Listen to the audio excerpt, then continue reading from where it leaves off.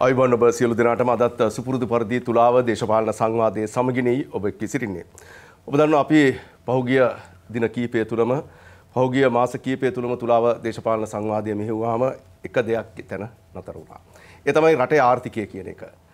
මේ රටේ ආර්ථිකයත් එක්ක රටේ අර්බුදකාරී ගැටලු සහගත තත්ත්වයන් රැසක්ම මතුවලා තියෙනවා. විශේෂයෙන්ම මේ දිනවල රටේ පවතින තත්ත්වය බැලුවහම ඉතාමත්ම භයානකයි. අපි කිසිම කෙනෙකුට වහන්න කරන්න දෙයක් නැහැ. රට ආර්ථිකමය වශයෙන් ගත්තත් අපි ඉතාමත්ම පල්ලෙහැ තැනක ඉන්නේ. අපේ ජීවන වියදම දවසින් දවස මොහොතින් මොහොත ඉහළ යන තත්ත්වයක් තියෙන්නේ. අපිට තවමත් ඉන්ධන ප්‍රශ්නය විසඳ ගන්න බැරි වුණා. ගෑස් ප්‍රශ්නයට තවමත් විසඳුමක් දෙන්න බැරි වුණා. ඒකම විදුලිය ගැන බැලුවත් ඒ ප්‍රශ්නයටත් නිසි පිළිතුරක් තවමත් නැහැ. රටේ ජනතාව ඉතාමත්ම අසීරු තත්ත්වයකට අද පත් වෙලා තියෙනවා. රටේ දේශපාලන තත්ත්වය බැලුවත් ඉතාමත්ම කලබලකාරී තත්ත්වයකට තමයි දේශපාලන පරිසරයත් හැදිලා තියෙන්නේ. මේ සියල්ලත් එක්කම ආණ්ඩුව පිළිබඳව එහෙම නැත්නම් මේ රටේ දැන් පවතින පාර්ලිමේන්තු ක්‍රමය තුල විධායක ජනාධිපතිවරයා, අග්‍රාමාත්‍යවරයා, කැබිනට් මණ්ඩලයක්, පාර්ලිමේන්තුව මේ සියල්ල තියෙනවා. හැබැයි මේ සියලු තැන්වල ඉතාමත් නොසන්සුන්කාරී තත්ත්වයක් තමයි ඇති වෙලා තියෙන්නේ. ඇතමුන් කියන දෙයක් තමයි දේශපාලන විශ්ලේෂකයන්ගේ පැත්තෙන් ගත්තොත් බොහෝ දෙනෙක් කියනවා බොහෝ දෙයකට මේ ව්‍යවස්ථාව මුල් වෙලා තියෙනවා කියලා. ගොඩක් දෙනෙක් කතා කරාම කියන දෙයක් තමයි මේ ව්‍යවස්ථාව 1978 ව්‍යවස්ථාව තුල පවතින බොහෝ දේවල් වත්මන් අර්බුදවලට හේතු සාධක වෙලා තියෙනවා කියලා. ආර්ථිකයේ පැත්තෙන් ගත්තත් ආර්ථික අර්බුදවලටත් හේතු සාධක වෙලා තියෙනවා කියලා මේ ව්‍යවස්ථාව. ඒකම මේ දිනවල තවත් කතා බහක් යනවා මේ සියලු අර්බුදත් එක්කේ තමයි 22 වෙනි ව්‍යවස්ථා සංශෝධනය පිළිබඳව. 21ක් පිළිබඳව කතා කරා පහුගිය කාලවකවානුව තුළ. දැන් ඒ 21ට එහා ගිහිල්ලා 22ක් ගැන කතා වෙනවා. මෙන්න මේ නිසායි අද තුලාව දේශපාලන සංවාදයෙන් අපි සාකච්ඡා කිරීමට බලාපොරොත්තු වෙන්නේ රටේ අර්බුද විසඳන්න 22ට පුළුවන්ද? මේ සඳහා අපි මේ සම්බන්ධයෙන් කතා කරන්න පුළුවන් නීතිඥ මහත්වරුන් එක්කම මේ විෂය සම්බන්ධයෙන්ම ගත්තොත් අපේ ව්‍යවස්ථාව පිළිබඳව එහෙම නැත්නම් මැතිවරණය පිළිබඳව මේ සම්බන්ධිනුත් කතා කරන්න පුළුවන් ඒ විශ්ලේෂකයන් වගේම දේශපාලන සහ ආර්ථිකමය විශ්ලේෂකයනුත් අද තුලාව දේශපාලන සංවාදයට අපි ආරාධනා කරන්න ලැබුවා. අපි අද තුලාව දේශපාලන සංවාදයට දේශපාලන විශ්ලේෂක දමිත් රණසිංහ මහත්මයා සම්බන්ධ කරගන්නවා. අයිබෝන් ඔබතුමාට. ඒකම නීතිඥ ලිහිණි පොණෑන්ඩු මහත්මිය අයිබෝන් ඔබතුමියට. ඒකම ශ්‍රේෂ්ඨ අධිකරණ නීතිඥ අසංක රන්දිනී මහත්මයා අයිබෝන් ඔබතුමාට. පෙප්‍රල් සංවිධානයේ විධායක අධ්‍යක්ෂක රෝහණ හෙට්ටිආරච්චි මහත්මයා අයිබෝන් රෝහණ මහත්මයා. මම හිතන්නේ තුලාව දේශපාලන සංවාදයේ මේ ඉදිරි පැය දෙක තුලදී අපිට පළවෙනි වටේදී විනාඩි 6කුත්, දෙවෙනි වටේදී විනාඩි 8කුත්, තුන්වෙනි වටේදී විනාඩි 6කුත් කාලය ලැබෙනවා. සියලු දෙනාටම දෙවෙනි වටේදී පුළුවන් ඔබ තුමන්ලට ඔබතුමියන්ලට ප්‍රශ්න කරගන්නට මේ ඇති වෙන යෝජනා සහ අදහස් පිළිබඳව. මම ලිහිණි පණෑන්ඩු මහත්මියගෙන්ම පටන් ගන්න කැමතියි. ලිහිණි බැලුවොත් දැන් අපි 21 ගැන කතා කරා. එක පැත්තකින් මොකද දැන් දේශපාලනිකව ගත්තත් සමගි ජන බලවේගය එහෙම නැත්නම් පාර්ලිමේන්තුවේ ප්‍රධාන විපක්ෂයේ හැටියට යෝජනාවලියක් ඉදිරිපත් කරා 21 වෙනි සංශෝධනය පිළිබඳව. මේ 21 වෙනි සංශෝධනය පිළිබඳ යෝජනාවලිය ඊට පස්සේ ශ්‍රේෂ්ඨ අධිකරණය හමුවට මේක ඉදිරිපත් වුණා. ඊට පස්සේ ශ්‍රේෂ්ඨ අධිකරණයෙන් මේ පිළිබඳව ඔවුන්ගේ නිගමනය නිර්වචනය විශ්ලේෂණය දුන්නා. එතනදී ජනමත විචාරණයක් පිළිබඳවත් කතා කරා. එතකොට මේ දින දෙකකට කලින් පාර්ලිමේන්තුවේදී අග්‍රාමාත්‍ය රනිල් වික්‍රමසිංහ මහත්මයා ප්‍රකාශයක් කළා 21 ඇතුලේ විධායක ජනාධිපතිවරයාට තවත් බලතල දෙන හැඟුණු යෝජනාත් තියෙනවා කියලා. ඒ ඔහුගේ ප්‍රකාශයක්. පාර්ලිමේන්තුවේදී කළ ප්‍රකාශයක්. හැබැයි බොහෝ දෙනෙක් 21 එහෙම නැත්නම් මේ ව්‍යවස්ථාව වෙනස් වෙන්න ඕනේ කියලා කිව්වේ විධායක ජනාධිපති ධුරේ ඉවත් වීම, ද්විත්ව පුරවැසිභාවය ඉවත් වීම මෙවැනි කරුණු ගණනාවක් එක්ක. දැන් ඔබතුමිය කොහොමද හිතන්නේ මේ රටක අර්බුද රැසක් තියෙන මොහොතක ඉතාමත් දැවැන්ත අර්බුද අර මම මුලින් කිව්වා වගේම මේ ආර්ථිකමය වශයෙන් ගත්තා, සමාජිකමය වශයෙන් ගත්තා, දේශපාලනික වශයෙන් ගත්තත් රට අර්බුදයක ඉන්නේ. ඒ වෙලාවකදී මේ ව්‍යවස්ථා සංශෝධනය මොකටද? ඇයි 21ක් ආවේ 20න් ඔබට ගිහිල්ලා? මුලින්ම ස්තුතිවන්ත වෙනවා මේ සාකච්ඡාවට ආරාධනා කිරීම ගැන. ඇත්තටම අපි ගත්තොත් අද ලංකාව තියෙන ආර්ථික අර්බුදයකට එහා ගිය මම කියනවා දේශපාලන අර්බුදයක් කියලා. ඒතර මේ ආර්ථික අර්බුදයට එක විසඳුමක් තමයි මේ දේශපාලන අර්බුදය විසඳා ගැනීම. ඒතර මේ දේශපාලන අර්බුදයේ එක පුරුකක් හැටියට වෙලා තිනවා වර්තමාන ජනාධිපතිවරයා. එතකොට දැන් අද රටේ අර්ගලකරුවන් සෑම සියලු දෙනාම කියන්නේ මේ ජනාධිපතිවරයාලා ගෙදර යන්න ඕනි කියලා. ඒතර අපි දකිනවා මේ වර්තමාන ජනාධිපතිවරයා කියන්නේ 19 වෙනි ව්‍යවස්ථා සංශෝධනයේ යටතේ බලයට පත් වෙන ජනාධිපතිවරයෙක්. එතුමාට 69 ලක්ෂක ජනවරමක් හම්බ වෙනවා. 3න් 2ක ජනවරමක් හම්බ වෙනවා. ඒ පමණක් නෙවෙයි 20 වෙනි ව්‍යවස්ථා සංශෝධනය හරහා එතුමාගේ බලතල අසීමාන්තික වූ බලතල ප්‍රමාණයක් එතුමාට ලැබෙනවා. ඉතින් එතකොට දැන් එහෙම ඇවිල්ලා දැන් අපි පොඩක් කතා කරොත් මේ තියෙන වර්තමාන අර්බුදයට එක හේතුවක් තමයි මේ වර්තමාන ජනාධිපතිවරයා තුළ තියෙන අසීමාන්තික බලතල. දැන් අපි ගත්තොත් ජනාධිපතිවරයා දැන් මේ 20 වෙනි ව්‍යවස්ථා සංශෝධනය හරහා ඉන්න පුද්ගලයා කිසිම අවස්ථාවකදීවත් පාර්ලිමේන්තුවට වග කියන චරිතයක් නෙවෙයි. දැන් ඇත්තටම ගත්තොත් ජනාධිපතිවරයාගේ තීන්දුව తీරන ටිකක් අපි ගමු. දැන් එතුමාගේ පොහොර ප්‍රශ්නය ගත්තොත් එතුමා IMF එකට වෙලාවට නොයාම සම්බන්ධයෙන්. එතකොට ඩොලර් එක ආටිෆිෂියලි යම් ස්ථාක් දුරකට තියාගෙන ඉඳීම තුළ රටට බිලියන 4ක පාඩුවක් වෙලා තිනවා. ඉතින් මේ වගේ ජනාධිපතිවරයා තුළ අසීමාන්තික බලතල සෙන්ට්‍රලයිස් වෙච්ච හින්දා මේ අර්බුද රසකට වග කියන්න ඕනේ එතුමා. එතකොට දැන් මේ සියලු දෙයක් මෙන්නේ 20 වෙනි ව්‍යවස්ථා සංශෝධනය හරහා. එතකොට දැන් අද මේ පවතින ආර්ථික අර්බුදයට දැන් මේක ඉස්සරහට ගෙනියන්න ලංකාව කෙරේ විශ්වසනීයත්වයක් ඇති වෙන්න ඕනේ. ඒ විශ්වසනීයත්වයක් ඇති වෙන්න ආජාත්‍යන්තර සංවිධාන IMF කියනවා මේ ජනාධිපතිවරයාගේ තියෙන බලතල කප්පාදු කරන්න කියලා. එතුමා පාර්ලිමේන්තුවට වග කියන චරිතයක් කරන්න කියලා. එතකොට දැන් අපි දකිනවා 19 වෙනි ව්‍යවස්ථා සංශෝධනය ගැන ගත්තොත් 19 වෙනි ව්‍යවස්ථා සංශෝධනයේ ආරමුණ උනේ එක්තරා ආකාරයකට මේක නිර්දේශ පාලනය කිරීම ස්වාධීන කොමිෂන් සභාපත් කරලා අර අපි කියනවා වගේ යහපාලනයක් ඒ ගවර්නන්ස් ස්ට්‍රක්චර් එක ට්‍රාන්ස්පරන්සි accountability වගවීම වග කියන ව්‍යවස්ථා එකක් තමයි ඇති කරේ. දැන් අපි බලන්න ඕනේ දැන් අපි මේ 20 වෙනි ව්‍යවස්ථා සංශෝධනය හරහා අසීමාන්තික බලතල ගෙනාපු පුද්ගලයාව නැවත අපි 19ට යනවද නැත්නම් 22 හරහා මොකද මේ ගෙනල්ලා තියෙන්නේ කියලා. දැන් අපි දැක්කා සමගි ජන බලවේගය විසින් මුලින්ම 21 වෙනි ව්‍යවස්ථා සංශෝධනයක් ගේනවා. ඒක ගෙනල්ලා ඒක පාර්ලිමේන්තුවට ඉදිරිපත් කළා ගැසට් කළා ශ්‍රේෂ්ඨ අධිකරණයේ තීන්දුව හරහා කිව්වා මේකේ සමහර වගන්ති වලට ජනමත විචාරණයක් අවශ්‍යයි කියලා. ඔය අතරතුර විජයදාස රාජපක්ෂ මහතාත් ගේනවා ප්‍රයිවට් බිල් එකක්.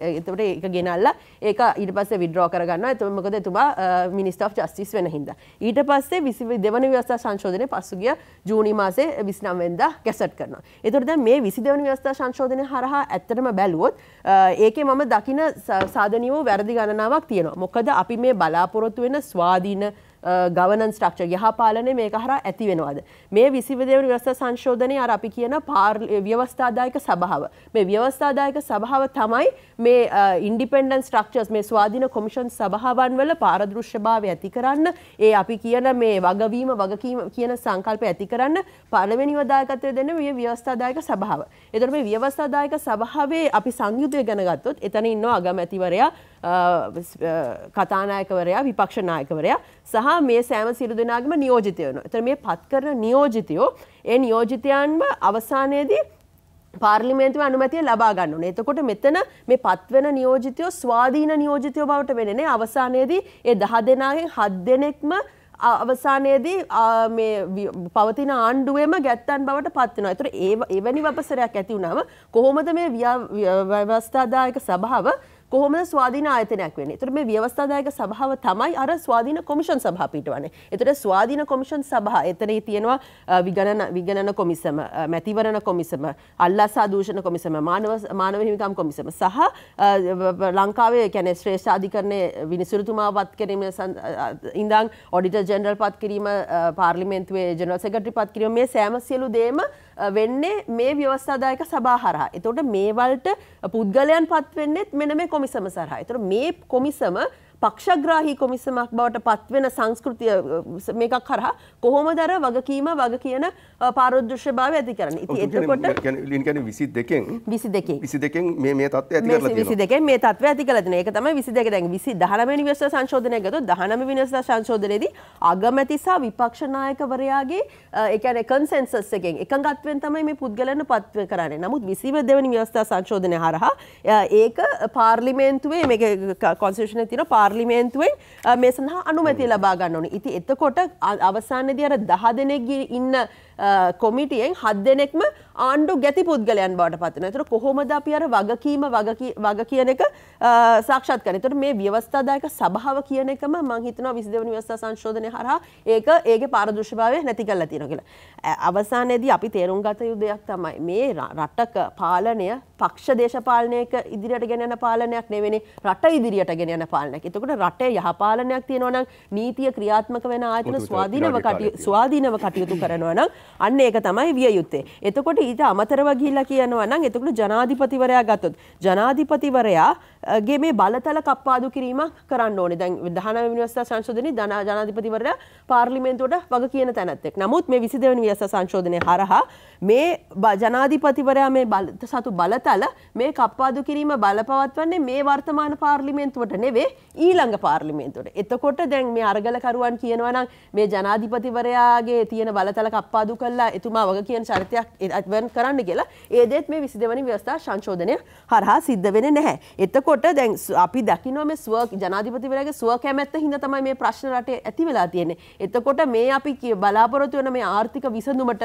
මේ 22 වෙනි ව්‍යවස්ථා සංශෝධනය හරහා විසඳුම් තියනවද? මම නම් දකින්න හිටියට පැහැදිලිවම විසඳුම් නැහැ. ඉතින් එතකොට මේ දැන් ආණ්ඩුව එතකොට මේ කොලේ වහලා ගැහිීමක්ද කරන්නේ? අඩුම ගානේ 22න් ඉඳලා අපි එක්ක 19ට යන්න ඕනේ. නමුත් මේ 19ටවත් 19 ප්ලස් එකකටවත් නෙවෙයි කියලා තියෙන්නේ. 19න් ඔබට ගිය 19 මයිනස් එකකට තිබ්බ ජනාධිපතිවරයාගේ අර 20 වෙනි ව්‍යවස්ථා සංශෝධනයේ හරහා අසීමාන්තිකව බලතල ඇති කළ පත් කරපු ජනාධිපතිවරයාගේ බලතල ඉස්සරහට ගෙන යාමක් තමයි මේ 22 සිද්ධ වෙලා තියෙන්නේ.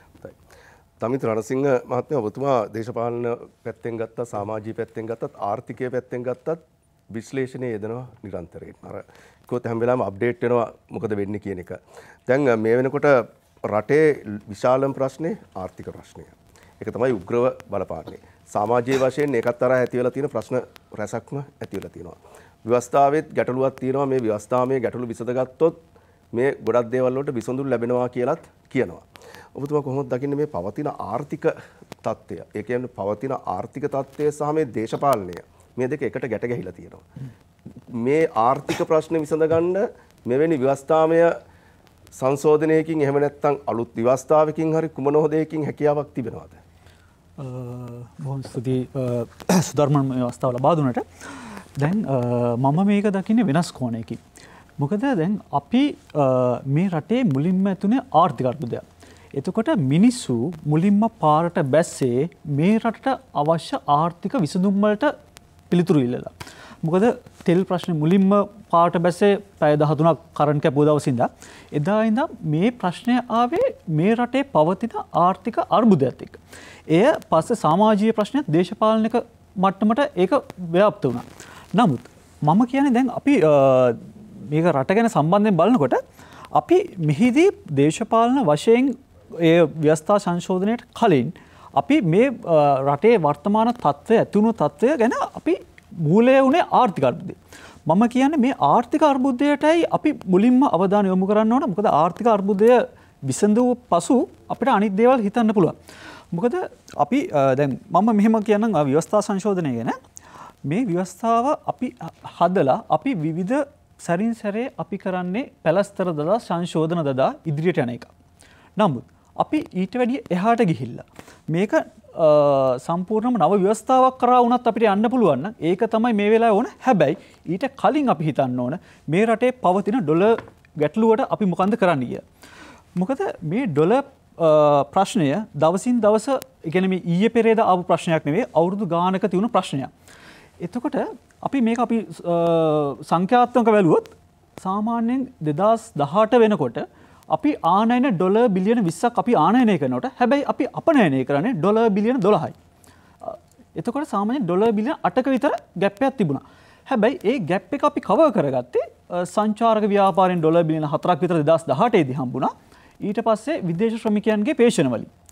නමුත් 2019 දී පාස්කු ප්‍රහාරයෙන් පස්සේ 2019 විදේශ සංචාරකයන් පැමිණීම ඩොලර් බිලියන 3.6ට අඩු වුණා. 2020 මිලියන 560යි 2021ත් ඒ ගානේ 2022ත් තාම මිලියන 100 ගානක් තමයි අපිට ආදායම් ලැබුණේ.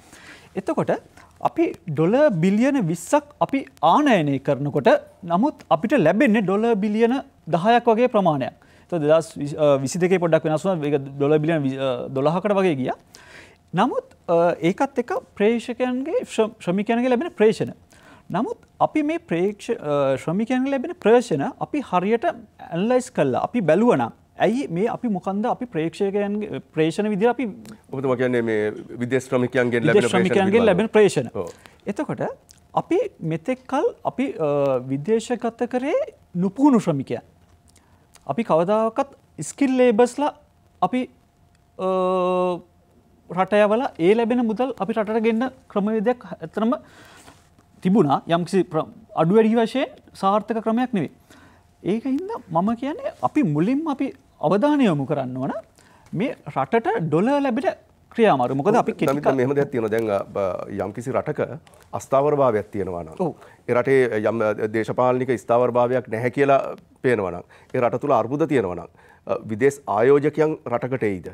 විදේශ එහෙම නැතුව සංචාරකයන් රටකට එයිද? ඒ නිසා දැන් මේ පවතින ව්‍යවස්ථා අර්බුදයත් එක්ක මේ ප්‍රශ්න ඇති වෙලා තියෙනවා නම් ඔබතුමා දකින්නේ නැද්ද ඒකටත් විසඳුමක් දෙන ගමන්ම තමයි කියලා මේ ආර්ථිකය ශක්තිමත් කරන්න ඕනේ. ඔව් එහෙම කතාවට මම කියන්නේ එකඟ වෙනවා. ඒ කියන්නේ අපි අනිවාර්යයෙන්ම ව්‍යවස්ථා කියන්නේ දේශපාලනික වශයෙන් මේ තියෙන අස්ථාවරත්භාවය නැති වුණොතින් කිසිදු ආයෝජකයෙක් කිසිම විදේශ රටකින් ණයක්වත් අපිට ලැබෙන්නේ නැහැ. ඒ කතාව ඇත්ත. අපි දේශපාලන ස්ථාවරත්වයේ වගේම මගේ අදහස තියෙන්නේ ආර්ථික ස්ථාවරත්වයේ අපි ක්ෂණිකව ගන්න ඕනේ. මොකද මේක කෙටි කාලීන විසඳුම් තියෙනවා, දිගු කාලීන විසඳුම් තියෙනවා, මධ්‍ය කාලීන විසඳුම් තියෙනවා. මෙහිදී අපි මුලින්ම හිතන්න ඕනේ මේ වෙලාවේ රටට අවශ්‍ය ඩොලර් රැගෙන මේ ආර්ථික ප්‍රශ්න විසඳන්න. මිනිස්සු දවස් දෙක තුන පොලිමේ ඉන්න එක නවත්තන්න ඕනේ. මොකද දැන් අද තියෙන තත්ත්වයක් එක්ක ලංකාවට ඉන්ධන ආනයනය කරන ඩොලර් බිලියන 7-8ක් විතර අවුරුද්දකට වැය වෙනවා. නමුත් අපේ එක්ස්පෝර්ට් වලින් සම්පූර්ණ ආදායම එන්නේ ඩොලර් බිලියන 12ක් වගේ. එතකොට අපිට ලංකාවට ලැබෙන ඩොලර් සියල්ලම ඉන්ධන ආනයනය සඳහා වෙන් කරන්න. එතකොට අපිට ආහාර ඊට පස්සේ ඖෂධ ඒ වගේ දේවල් කරන්න රටේ අවස්ථාවක් නැති වෙනවා. ඒකත් එක්ක ඊට පස්සේ අපි තව එකක් හිතනවා ඩොලර් සම්බන්ධෙනුත් මේ රටට ඩොලර් ගේන පිරිස කොටස් දෙකකට බෙදන්න පුළුවන්. ඔතන තව විනාඩියක් කාලයක් තියෙනවා. ඔව් එක පිරිසක් තමයි ඩොලර් උපයලා ලංකාවට ගෙන අනිත් අය ඩොලර් භාවිතා කරන මිනිස්සු. මොකද අපි මේ රටේ බොහෝ පිරිසක් ඩොලර් භාවිතා කරනවා විතරයි. මොකද අපි ඉන්ධන සඳහා, විදුලිය සඳහා, ආහාර සඳහා ඒ හැම දෙයකටම අපි ඩොලර් භාවිතා කරනවා. නමුත් අපි මේ රටට ඩොලර් ඇත්තටම අපි කී දෙනාද මේ රටට ඩොලර් ගේන්න බලන්නේ. මේක අපි අවධානය යොමු කළා මේ ඩොලර් ප්‍රශ්නයට ඉතා ඉක්මනින් විසඳුමක් ලබා නොදුන්නොත් මේ ඊට වඩා ලොකු තත්ත්වයකට ව්‍යාප්ත වෙන්න පුළුවන්. හොඳයි. රෝහන් හෙට්ටිආරච්චි මහත්මයා දැන් ඔබතුමා ගත්තොත් පෙප්‍රල් සංවිධානය ගත්තොත් අපි දන්න ඉතිහාසය තුලම මැතිවරණය ඉලක්ක කරගනිමින් එහෙමත් නැත්නම් බැලුවොත් අපි ව්‍යවස්ථාවත් එක්ක ගත්තොත් පෙප්‍රල් සංවිධානයේ නියුන් සහෝදරයෝ වගේ තමයි හැම වෙලාවෙම කටයුතු කරන්නේ. මොකද හැම වෙලාවෙම මේ ව්‍යවස්ථාව තුල මැතිවරණ ක්‍රම වේදයන් තුල තමයි ඔබතුමාලා කටයුතු කරලා තියෙන්නේ. දැන් අද පවතින තත්ත්වය ගත්තොත් 1978 අපේ ව්‍යවස්ථාව ඇතුලේ මේ 20 සැරයක් මේක සංශෝධනය වෙලා තියෙනවා. 21 ගේන්න හැදුවා. ඒක දැන් ශ්‍රේෂ්ඨ අධිකරණයේ හමුවේ තියෙනවා. දැන් 22කුත් ගේන්න හදනවා. දැන් ඒකම මේ කාලවකවානුව තුල බැලුවොත් අපි මේ ව්‍යවස්ථාවත් එක්ක ගත්තොත් දේශපාලන අර්බුද රැසකට මුහුණ දීලා තියෙනවා. එක්තරා අවස්ථාවකදී චන්ද්‍රිකා කුමාරතුංග මහත්මිය මේ රටේ ජනාධිපති වෙලා ඉන්න යුගයේදී නව ව්‍යවස්ථාවක් ගේන්න උත්සාහ කළා. ඒක පාර්ලිමේන්තුවේදී ගිනි තියලා ප්‍රශ්න රැසකට මුහුණ දුන්නා. එතුමිය කිව්ව දෙයක් තමයි මේ ව්‍යවස්ථාව බහුභූත ව්‍යවස්ථාවක් කියලා. ඔබතුමා දකින්නවද මේ රටේ පවතින තත්ත්වයන්ට, ඒ රටේ පවතින අර්බුදවලට ව්‍යවස්ථාවෙන් විසඳුමක් දෙන්න පුළුවන්? එහෙම නැත්නම් 21 22 යලි 19 ගෙනල්ලා මේ පවතින අර්බුදවලට විසඳුම් දෙන්න පුළුවන්? එහෙම නැත්නම් මේ මුළු මොනින්ම මේ ව්‍යවස්ථාව වෙනස් විය යුතුයි කියලාද ඔබතුමා හිතන්නේ? ඔව් සුදර්මන් මුලින්ම ස්තුතිවන්ත වෙනවා ආරාධනය කිරීම පිළිබඳව. දැන් බහපු ප්‍රශ්නේ අවසාන කොටස ගත්තොත් ඇත්තටම සංශෝධන හෝ ව්‍යවස්ථාව මේ දෙක මොකක් වුණත් අවසානයේ ව්‍යවස්ථාවේ කොටසක් තමයි සංශෝධන කිව්වත්. ඒ කියන්නේ රටේ මූලික අපි පාලනය වන මූලික ලියවිල්ල තමයි අපේ ව්‍යවස්ථාව කියන්නේ. ඒ නිසා අනිවාර්යයෙන්ම ව්‍යවස්ථාව මේ රටේ සියලුම ප්‍රශ්නවලට එක කේන්ද්‍රයක් වෙනවා. දැන් අපේ දමිත් මහත්තයා මතු කරපු කාරණේ මම ටිකක් වෙනස් විදිහකට ඔබතුමා වගේම දකින්නේ. මම නම් මේ කාරණේ දැන් මේ අර්බුදය මම ওই ප්‍රශ්නෙට එන්නම් මේ අර්බුදය මතුනේ ආර්ථික අර්බුදයක් හැටියට. මොකද මිනිස්සුන්ට තෙල් ටික නැති වෙනකොට ගෑස් ටික නැති වෙනකොට තමන්ට මේ ප්‍රශ්නේ තමන්ගේ ගෙදරට ළඟා වෙනකොට තමයි පුරවැසියා මේකට නැගිටින්න පටන් ගත්තේ. මේක ප්‍රශ්නයක් හැටියට දකින්න පටන් ගත්තේ. හැබැයි මේ ප්‍රශ්නේ රූට් එක කොහෙද කියලා බැලුවොත් මුල කොහෙද කියලා බැලුවොත් මේක ගවර්නන්ස් පිළිබඳ ප්‍රශ්නයක්. මේක ගවර්නන්ස් පිළිබඳ ප්‍රශ්නයක්. ඒ ගවර්නන්ස් පිළිබඳ ප්‍රශ්නේ නීත්‍යානුකූල ලේඛනය තමයි වපසරේ තමයි ව්‍යවස්ථාව කියන්නේ. එතකොට මේ අපේ රටේ ක්‍රියාත්මක වන මූලික ගවර්නන්ස් ස්ට්‍රක්චර් එක තමයි අපේ ව්‍යවස්ථාව කියලා කියන්නේ. එතකොට මේ වෙලාවේ ඔබතුමා අහපු 22 වෙනි සංශෝධනය මේකට උත්තරයක්ද කියලා ඇහුවොත් මේ ඉදිරිපත් කළ තියෙන 22 උත්තරයක් නෙමෙයි. අපි මේ 22 සම්පූර්ණයෙන්ම ප්‍රතික්ෂේප කරනවා. ඒකේ සාධනීය ලක්ෂණ නැහැ කියලා මම කියන්නේ නැහැ. 20ට සාපේක්ෂව සාධනීයයි. හැබැයි ජනතාව මේ මොහොතේ ඉල්ලන මේ වෙලාවේ රටේ තියෙන ප්‍රධානම ප්‍රශ්නේ තමයි මේ ආර්ථික ප්‍රශ්නයට ඍජු ලෙසම බලපාන ජනතාවගේ විශ්වාසයේ බිඳුවටම බිඳ වැටලා තියෙනවා. අද සරලව ගත්තොත් තෙල් එන්නේ නැහැ කිව්වත් මිනිස්සු ඇයි පොලිමේ ඉන්නේ? මොකද තෙල් එන්නේ නැහැ කියන දවසේ තෙල් එනවා සෙඩ් එකට. තෙල් එනවා කියන දවසේ සෙඩ් එකට තෙල් එන්නේ නැහැ. ආණ්ඩුවේ මැති ඇමතිවරු කියන ප්‍රකාශ පිළිබඳව, අග්‍රාමාත්‍යවරයා කියන ප්‍රකාශ පිළිබඳව, ජනාධිපතිවරයා කරන ප්‍රකාශ පිළිබඳව ජනතාවගේ විශ්වාසයක් නැහැ. ඒක දේශීයවත් නැති වෙලා තියෙනවා, ජාත්‍යන්තරවත් නැති වෙලා තියෙනවා. එතකොට අපිට මේ වෙලාවේ මේ විශ්වාසයේ දිනා ගැනීමේ එක පියවරක් තමයි 22 වෙනි සංශෝධනය. අපි කියන ගවර්නන්ස් ටික ඇතුල් කරලා ආවොත් ජනතාව අහපව් දේශීයව සහ ජාත්‍යන්තරව විශ්වාස කරන්න පටන් ගන්නවා. ඒ කියන්නේ මේ ගවර්නන්ස් මූලික හිල් ටික වහලා දාන්න කියලා මම කියන්නේ. දැන් මේ 22 වෙනි ව්‍යවස්ථා සංශෝධනය ඔබ කිව්ව 27ක් සංශෝධනය වෙලා තියෙනවා කියලා. මම පුරවැසියෙක් හැටියට ලැජ්ජ වෙනවා. මේ එකම කාරණේ පිළිබඳව අපේ රටේ මේ 5 වෙනි වතාවට ඔය 22 සංශෝධනය එන්නේ. මේක 17 කියලා ආවා. මේ ඊට පස්සේ 18 එකට පරස්පරයක් ආවා. 19 එකට පරස්පරයක් ආය ආවා. ඊට පස්සේ 19ට පරස්පර 20ක් ආවා. දැන් ආපහු 21 නැත්තම් 22 කියලා කියනවා. එකම කාරණා පිළිබඳව මේ මොනවද තියෙන්නේ ජනාධිපතිගේ බලතල පිළිබඳව. ස්වාධීන කොමිසම සභාව පිළිබඳව. ද්විත්ව පුරවැසි භාවය පිළිබඳව. එකම ටික මේ පාර්ලිමේන්තුවේ 5 වෙනි වතාවට අපි අහපන් සංශෝධනය කරනවා. ඇයි මේ? පාලකයා මාරු වෙනකොට ඒගොල්ලන් ඕන විදිහට මේක දාගන්නවා. දැන් මේ ආණ්ඩුව පත් වෙනකොට රටේ බහුතර බලය ඉල්ලුවා. පාර්ලිමේන්තුවේ ජනාධිපතිතුමා. දුන්නා බහුතර බලය. මොකද බහුතරේ නැත්තම් කරන්න අමාරුයි කිව්වා. ඒකට බහුතර බලය දුන්නා 3/2ක බලයක්. ඊට පස්සේ 20 වෙනි සංශෝධනයේ ඕනේ කිව්වා අහපව ජනාධිපතිවරයා වටා බලය කේන්ද්‍රගත කරගන්න. හැබැයි දැන් පාර්ලිමේන්තුවේ 3/2ක් තිබිලත් ව්‍යවස්ථාවෙන් තව බලතල ටිකක් ගත්තත් අද අසාර්ථක වෙලා තියෙනවා. හැබැයි මම කියන්නේ නෑ මේක මේ ගෝඨාභය රාජපක්ෂ මහත්මයාගේ අසාර්ථක වීමක් විතරක් කියලා. මොකද මේ අර්බුදය හැදෙන්නේ මේ ආණ්ඩුවෙන් විතරක් නෙමෙයි. මේ අර්බුදය ඉක්මන් කරගත්තේ අර්බුදය ළඟට ගෙන්න ගත්තේ වර්තමාන ජනාධිපතිවරයා. ඒකට ගත්ත වැරදි තීන්දුව මත ඔහු මේ අර්බුදය ඉක්මන් කළා. හැබැයි මේ ගවර්නන්ස් ප්‍රශ්නේ මේක දිගටම තිබුණා. දැන් අපි 19 සුබවාදීව කතා කළාට 19 තියෙන කාලේ තමයි මහ බැංකුව මංගොල්ල ගෑවේ. 19 තියෙද්දි තමයි සීනි වංචාවක් සිද්ධ වුණේ. ඒ නිසා 19න්ම ඔක්කොම ටික වෙනවා කියලා අපිට කියන්න බෑ. හැබැයි දැන් අපි මේ මිනිස්සු හැටියට පුරවැසියෝ හැටියට ඉල්ලන්නේ මොනවද? මේ 22 වෙනි සංශෝධනයෙන් අපි ඉල්ලන්නේ මොනවද? අපි කියන්නේ බලය බදා ගන්න නැතුව බලය බෙදා ගන්න කියලා. මේ අපි කවුරුවත් දමිත් අපි සුධර්මන් අපි ඉල්ලනවා අපිට බලය දෙන්න කියලා. අපි දීපු බලය පාර්ලිමේන්තුවරයා ජනාධිපතිවරයාටයි. අපි කියනවා මේ තනියෙන් බලය ඕගොල්ලෝ භුක්ති විඳින්න ගියාම ඕගොල්ලන්ට ඕගොල්ලන්ගේ සීමාව වහගන්න බැරි වෙනවා. ඕගොල්ලෝ වැරදි තීන්දුව ගන්නවා. අනිත් අය එක්ක සාකච්ඡා කරන්නේ නැහැ. ඒකනේ කුෂිකර්මයට උනේ. ඒතර අපි කියන්නේ පාර්ලිමේන්තුවත් එක්ක බෙදා ගන්න බලය.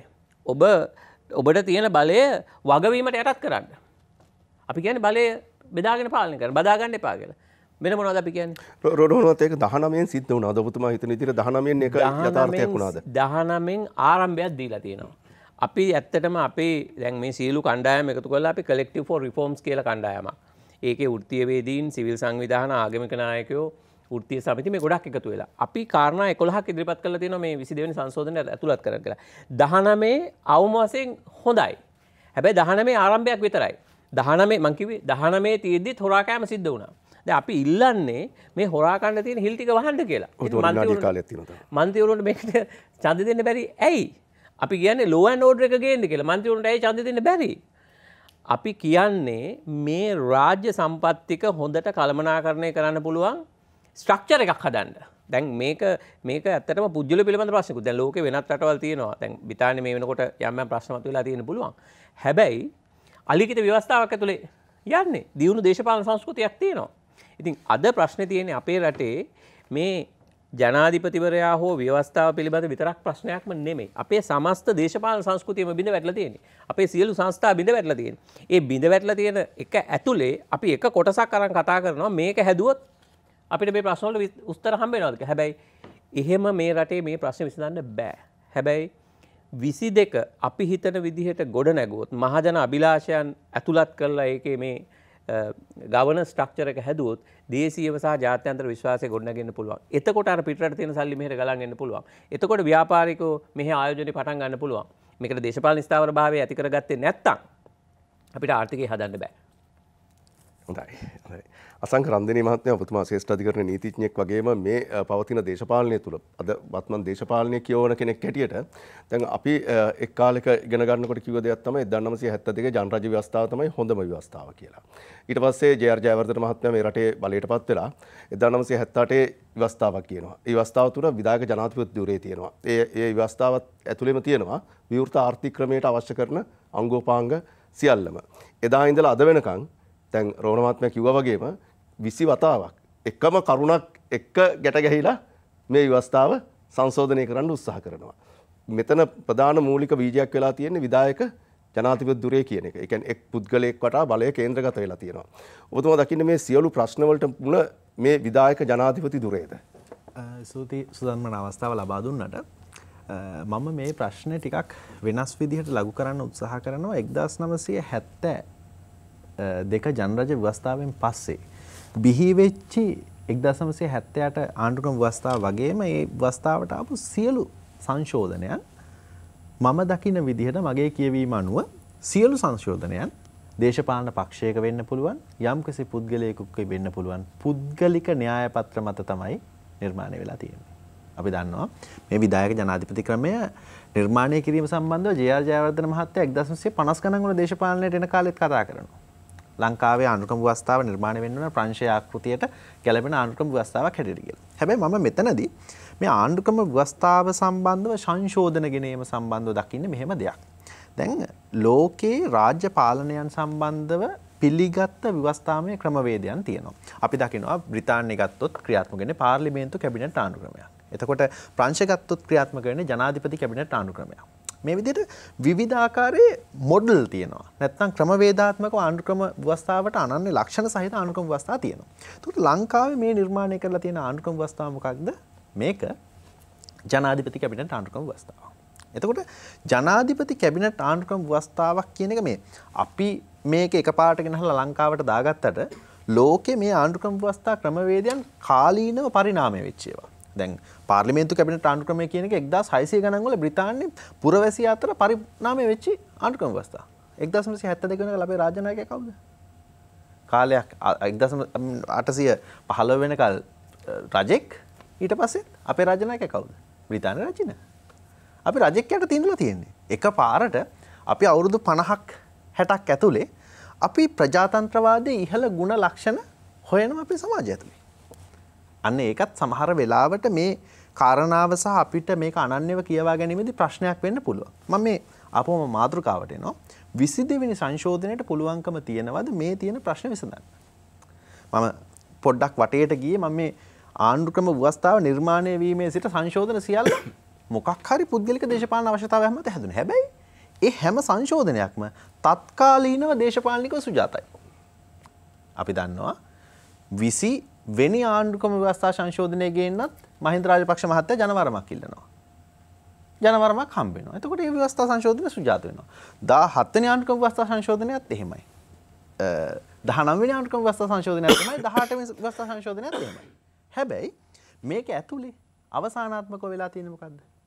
අපි හැම දෙනෙක්ගෙම ජන ජීවිතය අවිනිශ්චිතභාවයකට ඇවිල්ලා තියෙනවා. එතකොට ආණ්ඩුක්‍රම ව්‍යවස්ථාවකට පුළුවන්කම තියෙන්න ඕනේ අපිට අපව ආරක්ෂා කරන්න මූලික නීතියට පුළුවන් කියන හැඟීම ඇති කරන්න. හැබැයි මම ආණ්ඩුක්‍රම ව්‍යවස්ථාව 148 වෙනි වගන්තියට ඔබේ අවධානය ගෙනියනවා.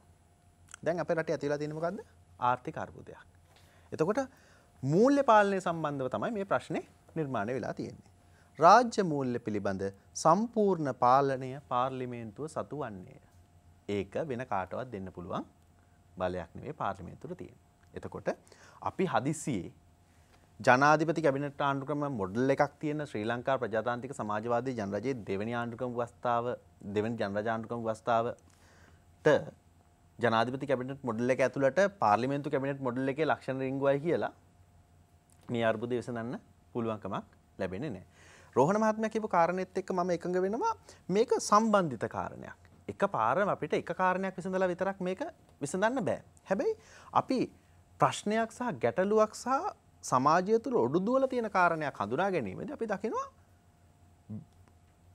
ඇති වෙලා තියෙන ආර්ථික අර්බුදයක්, ඒ හරහා ඇති වෙලා තියෙන දේශපාලන අර්බුදයක්. හැබැයි ඒ හරහා විවස්ථා අර්බුදයක් ඇති වෙලා තියෙනවා කියලා කිසි සටන් පාඨයක් අපි දැක්කේ නැහැ. අපි උත්සාහ කරනවා විවස්ථාමය විසඳුමක් හරහා යම්කිසි නිශ්චිතභාවයක් ඇති කරලා මේ ගැටලුවට විසඳුමක් දෙන්න පුළුවන්ද කියලා චෙක් කරලා බලන්න.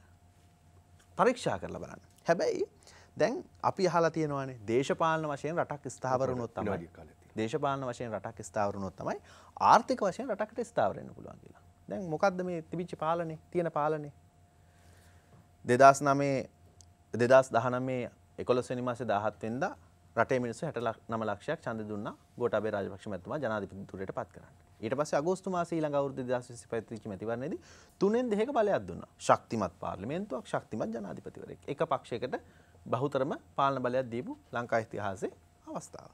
දැන් දේශපාලනිකව ස්ථාවරයි. හැබැයි ආර්ථිකව ස්ථාවර බවක් නැහැනේ. මොකක්ද ප්‍රශ්නේ තියෙන්නේ? එතකොට අපි ආයේ කියවන්න ඕනේ මේ දේශපාලනික ස්ථාවර බව කියන්නේ මොකක්ද? දේශපාලන ස්ථාවරත්වය කියන කාරණේ මිනිස්යාගේ අනුකූලතාවය නැත්තම් මිනිස්යාගේ කැමැත්ත මත පුරවැසියාගේ කැමැත්ත මත කියන කාරණේ මත හැම වෙලේම රඳාපවතිනවා. හැම වෙලේම රඳාපවතිනවා. එතකොට පුරවැසියාගේ අවශ්‍යතාවයන් තත්කාලීනව ඉෂ්ට කරන්න අසමත් වෙනවාද අසමත් වෙන්න මොකද්ද වෙන්නේ? ජනතාව යම්කිසි ආකාරයකට පාලනය ප්‍රතික්ෂේප කරනවා. ජනතාව පාලනයට විරුද්ධව කටයුතු කරන්න උත්සාහ කරනවා. එතකොට මෙතනදී අපි වටහා ගන්න ඕනේ. ප්‍රශ්නයක් තියෙනවා නම් ප්‍රශ්නයට හේතුව හරියට ගවේෂණය කරන්න ඕනේ. මොකද මේ ප්‍රශ්න ඇති වෙලා තියෙන්නේ කාලානුරූපව. අපි දන්නවා මේ මෙතුමා සඳහන් කරා 2001 ඉඳන් අපි දිගින් දිගටම ආණ්ඩුක්‍රම ව්‍යවස්ථාව සම්බන්ධ මේ කමිෂන් සභාව ගැනසලා විනිවිද භාවයක් ඇති කරන්න හදනවා. හැබැයි 2001 ඉඳන් වෙච්චි ආර්ථිකමය ගැටලු 2001 විතර නෙවෙයි කාලාන්තරයක් තිස්සේ වෙච්චි ආර්ථිකමය අවපාතයන් මේ කමිෂන් සභාවලට සමනය කර ගැනීම හැකියාවක් තිබිලා නැහැ. අපි සාකච්ඡා කරමු ඉදිරියේදී මොන ආකාරයෙන්ද ව්‍යවස්ථාමය වෙනසක් සහ මේ ආර්ථිකමය වශයෙන් රට ශක්තිමත් කරගන්නේ මොන ආකාරයෙන්ද කියලා රටේ අර්බුද විසඳන්න 22කට පුළුවන්ද? තුලාව දේශපාලන සංවාදයෙන් අද අපි සාකච්ඡා කරමින් සිටින් මෙන්න මේ කාරණේ පිළිබඳව ප්‍රධාන පාලක මැදිරියත් සමග සම්බන්ධ වී නැවතත් තුලාව දේශපාලන සංවාදයේ සමගින් අපි එකතු වෙමු.